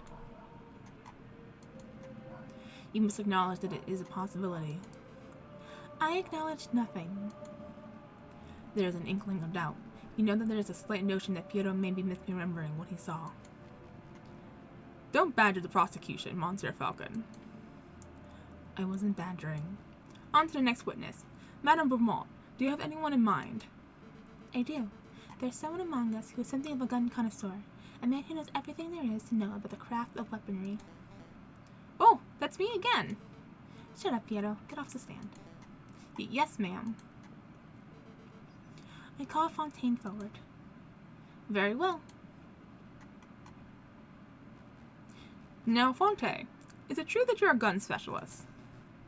Well, I hate to brag, but yes, I know about guns, their mechanics, their beauty. Have you heard of the revolver mechanisms America is developing? Wonderful stuff. Fontaine, let's stick to the guns that were found at the crime scene. Tell us about those. Alright, very well. This is the gun found in Severin Cocorico's person at the time of arrest. It's a standard issue percussion lock Chantarot Gendarmerie pistol, 24cm length, 15mm caliber. Lots of police and soldiers carry these dull things. It's a gun that says, I'm a reliable man of the law. That sounds like a Cocorico. Does it? Cocorico always told me that the riding crop was his self-defense weapon of choice. It's strange that he had a gun in the first place. And this is the gun found in the Croque Monsieur's corpse, clutched tightly in his hands. It is a turnover pistol, double-barreled, ivory handle, 20cm length, 13mm caliber. This is an exquisite and highly customized gun. It's one of a kind. Whoever used this weapon knew their stuff. The Croque Monsieur was a legendary arms dealer. It's no surprise that his personal weapon, will be something so flamboyant. But what's really fascinating with the Croque Monsieur's gun is the ammunition. See, the bore of the pistol has been fitted with a set of grooves. Please stop, Fontaine. I didn't call you up here to show off your gun knowledge. Tell us what you uncovered when you examined the Croque Monsieur's bullet wound. Ah, right. Well, a lead bullet was embedded in the middle of the Croque Monsieur's sternum. It appeared to have a straight angle of entry. So in other words, the Croque Monsieur was facing his killer when he was shot. That's right. The other interesting point was that the Croque Monsieur's outer clothes were singed. This typically only occurs if a person is close enough to a gunshot to be directly burned by the gun muzzle's flash. And how close does a person have to be burned by a muzzle flash? Less than 3 meters, I would say. 5 at the very most. Then, there is no chance that there was a rogue sniper on the rooftops. The Croque Monsieur's killer was standing in Rue de Marmosets themselves. As is plainly evident, only one person was found in Rue de Marmosets at the time of the incident. Prosecutor Cocorico.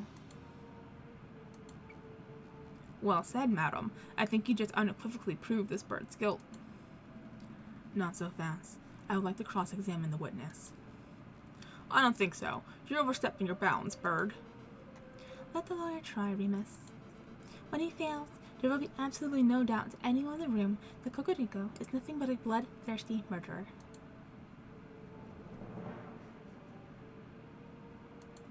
We're going to question that gun. A standard issue 50mm caliber Gendarmerie pistol was found at Kokoriko's person. A highly customized double-barrel turnover pistol was found in the Croque Monsieur's hands. The Croque Monsieur was shot in the chest and its clothes were singed, indicating a close-range gunshot. We want to know more about the pistol that Croque was holding. Fontaine, about the Croque Monsieur's turnover pistol. You were about to say something about the gun's ammunition before Madame Beaumont cut you off. Can you give us the details? Oh, great. Now he'll never stop talking. I'm glad you asked, Falcon. See, as you probably know, most bullets are just small, round lead balls, right? But that's not the case here. This particular weapon uses an advanced iron-tipped aerodynamic, carefully grooved. Actually, it would be quicker if I just showed it to you. Take a good look. This is an iron-tipped Minet ball. It is very rare, top-of-the-line technology. Before last night, I had never seen one of these in person before. Like I said, the Croque Monsieur was a legendary arms dealer. It only makes sense that he would have access to the latest weaponry. Where did you find this bullet, Fontaine? In the turnover's pistol chamber. Hold on, I'm confused. I thought the Croque Monsieur fired his gun, so how is it possible that his gun was still loaded with a bullet? A turnover pistol is double-barreled. This means it can hold 2 bullets at once, ready to be fired in quick succession. Ah, I see. The Croque Monsieur fired 1 bullet, but died before he could fire the second. I trust that you have no more questions about this matter, Falcon. We've wasted enough time already.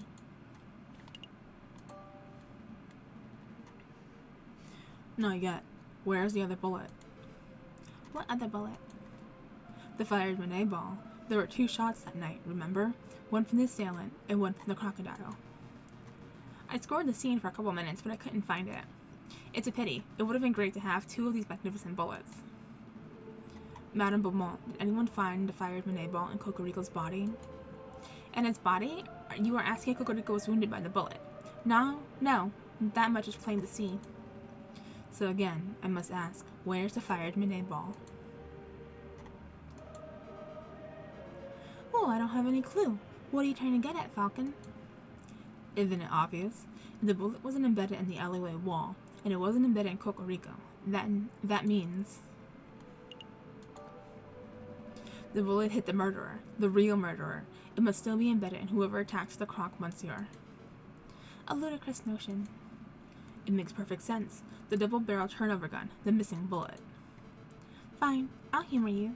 Let's say that a bullet did indeed hit the real perpetrator. What of it? Well, it's only been a few hours since the shooting. Presumably, the person will still have the bullet lodged in them. Find the person the unique iron Minet ball embedded in them, and you'll find the real murderer.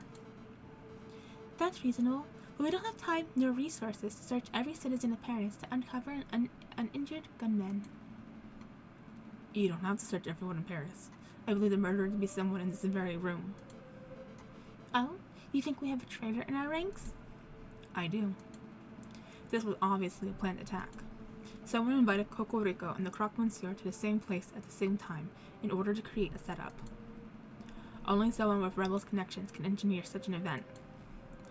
This is ridiculous. Are you really saying that someone in this room was shot last night? That's clearly untrue. A bullet wound can be concealed. Perhaps if you were all to take off your shirts. No, I'm not having anyone in this room skip down to their knickers just to cater to your outrageous theory.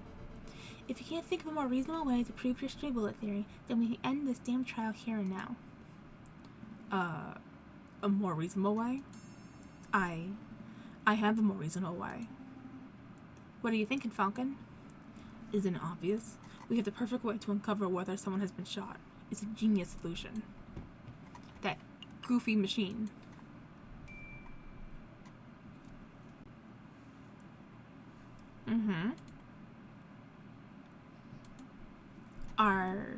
Are you serious, Falcon? You're relying on the invention of a lunatic? I've never been more serious. Madame Beaumont, Freya Remus, and members of the court, this device is called an Explorer Extractor. It's the latest medical technology. It looks like a children's toy. I assure you, this is no toy. It was designed to find and extract metal embedded in the bodies.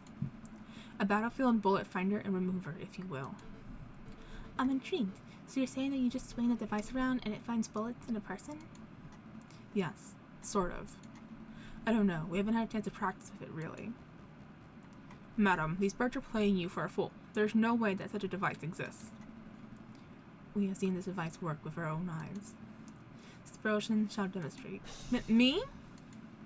Although he would need something to demonstrate it on.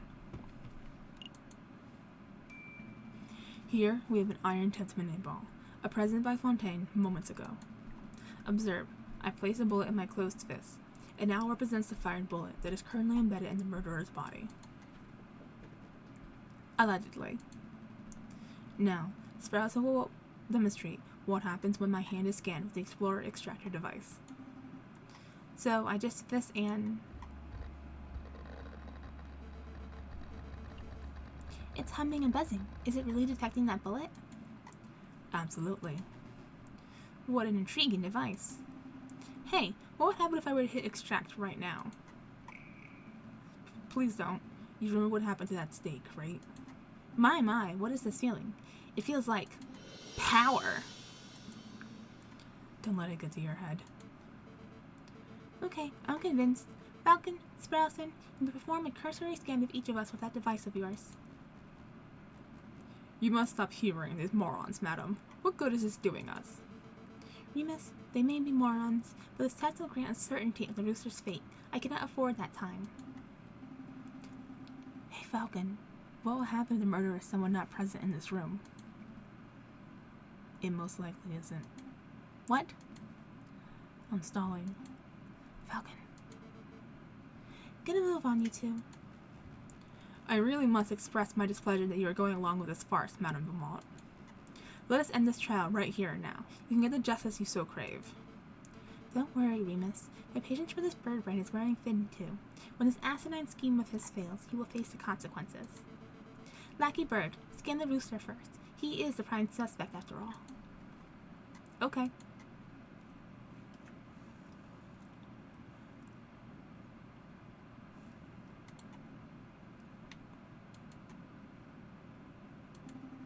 I'm not getting any reaction. That means there's probably no bullet lodged at Cocorico. So, he's innocent for sure. No, all it means is that this bird was not shot by the hypothetical bullet. Don't forget, this is all speculation on Falcon's part. Madam, I must insist that you end this. It is a fool's errand. We have other matters we must attend to. Remus, you let me worry about our time management. Piero, you go next. Alright, get it over with. No reaction. That means Piero wasn't shot either. No surprises there, right guys? Let's see. Next, we shall test. Madam, I implore you. You're being awfully lippy, Remus. Why don't you go next? Me? That is really not necessary, madam. I don't want to participate in this ridiculous child's game. This is no game, and I'm issuing you an order to cooperate. I refuse.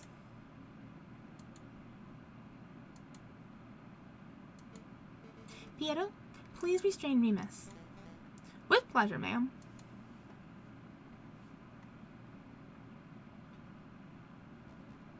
What are you doing? Keep your 50 talons off me. I will not be manhandled by... Ow! Stop that. You're making a mistake. Madam, think a little harder. I have an alibi. I was with you the whole evening. Sproulson, do the test.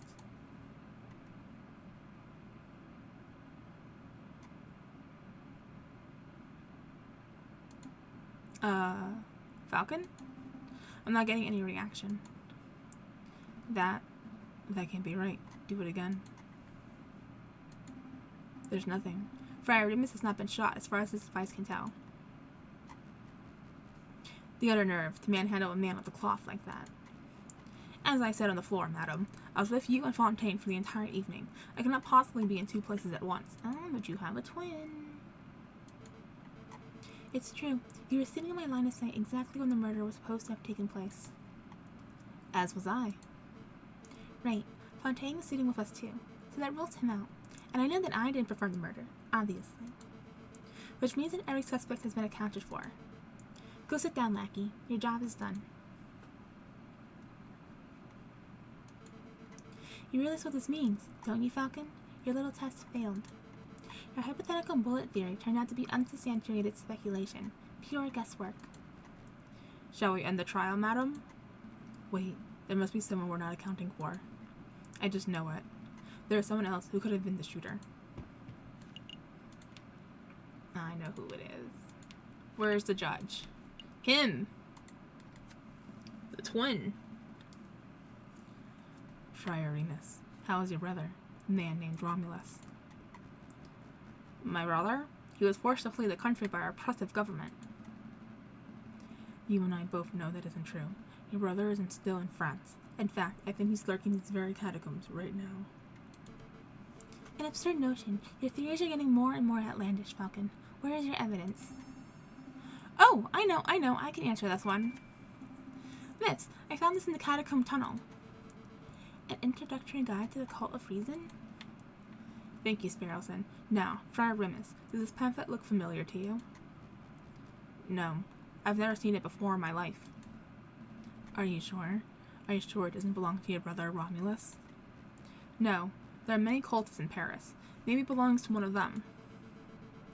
Falcon, I'll take your word that you're lucky found this pamphlet in the catacombs. But Remus is right. You have no evidence that the man known as Romulus is the one who dropped it. This pamphlet could have been dropped by anyone. It could even have been dragged in on the sole of Piero's shoe for all I know. Wouldn't be the first time. Actually, madam, I know for a fact that this pamphlet belongs to Romulus, and I can prove it. Fountain, this one, right? 'Cause it's signed. A little while ago, while visiting the Louvre, I saw a man who looked very much like Romulus handing out pamphlets. As you can see, the pamphlet from the Louvre is identical to the pamphlet from the catacombs, except for one important detail.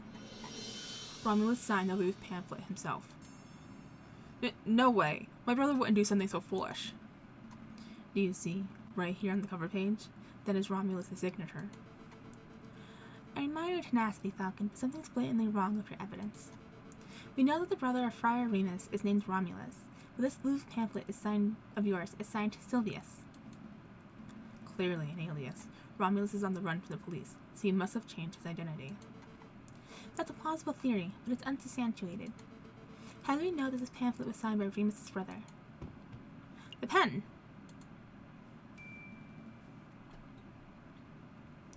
This fountain pen. Hey, where did you get that?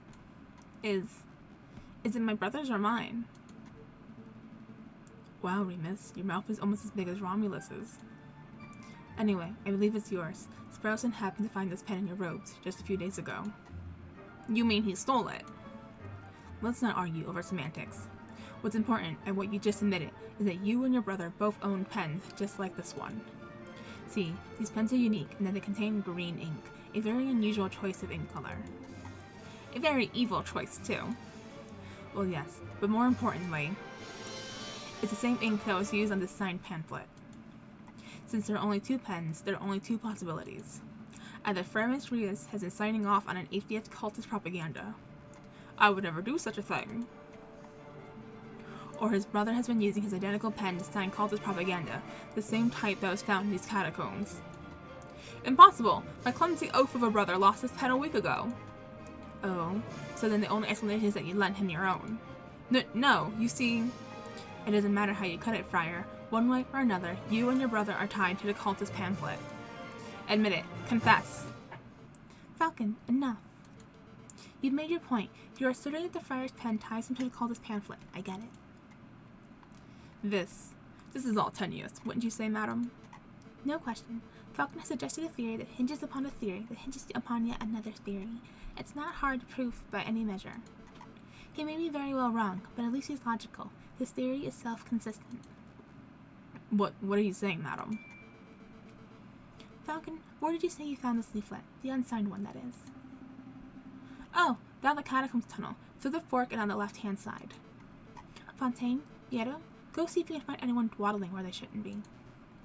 Yes, madam. Yes, ma'am.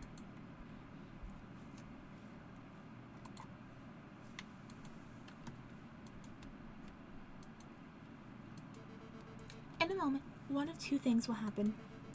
Either Piero and Fontaine will return empty-handed, in which case I'll have no choice but to execute Cocorico. And then I would have to execute you, Falcon, and you, Sparrowson. Us? Not because of what you've seen tonight, although that's admittedly a problem, but because your lies would be treasonous to our new republic. I didn't sign up for this. Or, Beetle and Fontaine will return with a prisoner in tow, in which case... we would be free to cut Cocorico down and skedaddle? Surely not, ma'am. You're not going to let these three just walk free after everything that's happened here. Remember what this rooster did to your father? Hold your tongue, Friar. If it turns out you've been deceiving me all this time... Man Beaumont, look who we found. Ow, ow, stop shoving me. I can walk myself. Uh-oh. Uh-oh. Well, well, we really do have a ghost in the catacombs. Introduce yourself, Wolf. Very well, mademoiselle. My name... Madam.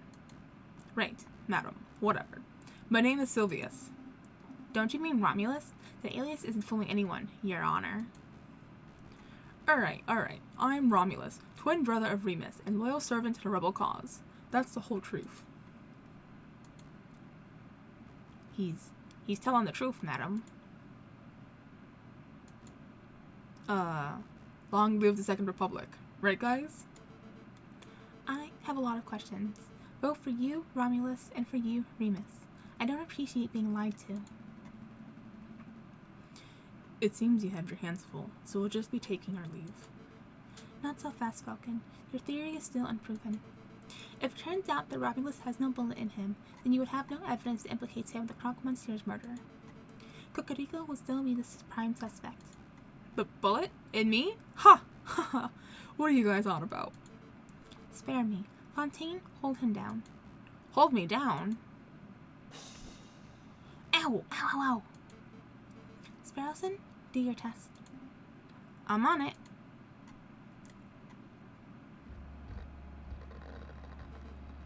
It's buzzing. It's really buzzing around his shoulder. I see blood. There's definitely a bullet wound there. That's an old bullet wound. An old war wound. I got it fighting in Aviary on 36. Obviously a desperate lie. My brother's being completely honest, madam. He's a veteran. He was shot in battle. You know, I could just extract a bullet right here and now. That would remove all doubt. Do it. Extract that sucker, Sparrowson. Oh, God. Ah! Wow, sucked it out like a pip from a grapefruit. Oh, hey, look at that. If I'm not mistaken, this is one of the newfangled bullets. Right, Fontaine? There's no mistake. This is an iron-tipped Monet ball, just like the one in the Croque Monsieur's gun. Do you realize what this means, madam? It clearly demonstrates that Romulus confronted the Croque Monsieur before Cocorico arrived. This is undeniable evidence that Cocorico had nothing to do with the crocodile's death. You're right. I made a mistake. I haven't forgotten what the rooster did to my family, but this bird clearly had no part in the killing of the Croque Monsieur.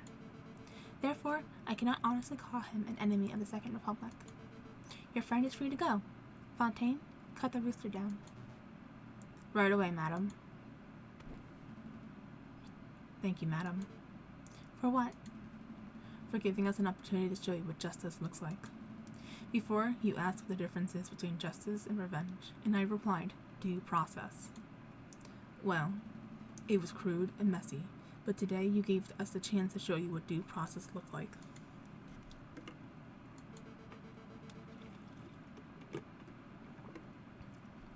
Piero and Fontaine will help you carry your friend to the tunnel entrance.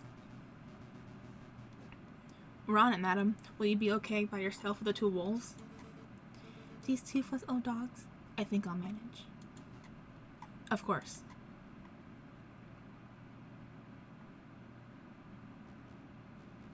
Come, brother, to your feet.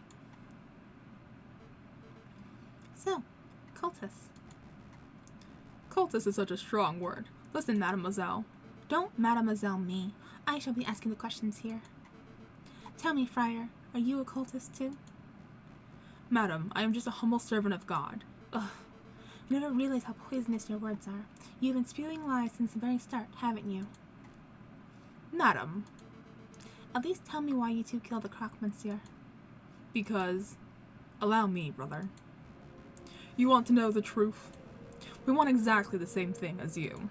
We want a world without class, a world without false rulers and gods, a world where only the reason of man reigns.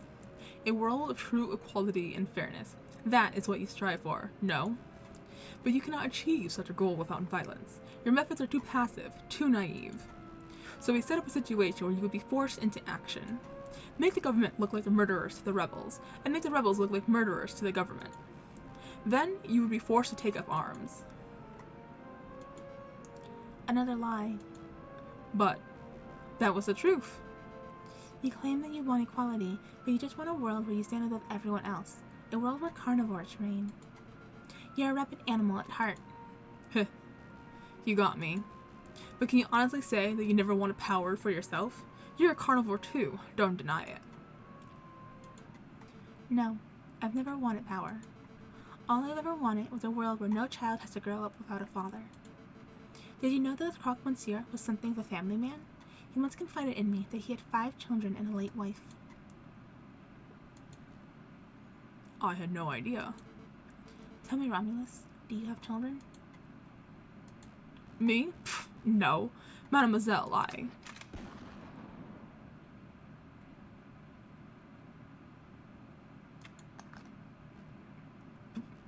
Brother? As for you, Friar, get out of here. You aren't going to kill me? I ought to. You are the worst kind of person, a man who'll cling to any ideology to climb his way higher. But I know that you weren't the one that pulled the trigger on the Croque Monsieur. Maybe there's a sliver of goodness left in you. Go.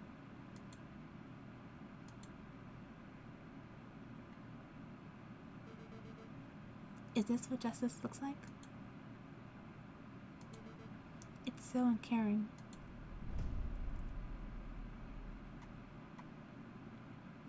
Alright, the end of Act 3. We did it. Yee! Next is Act 4, which is the last act.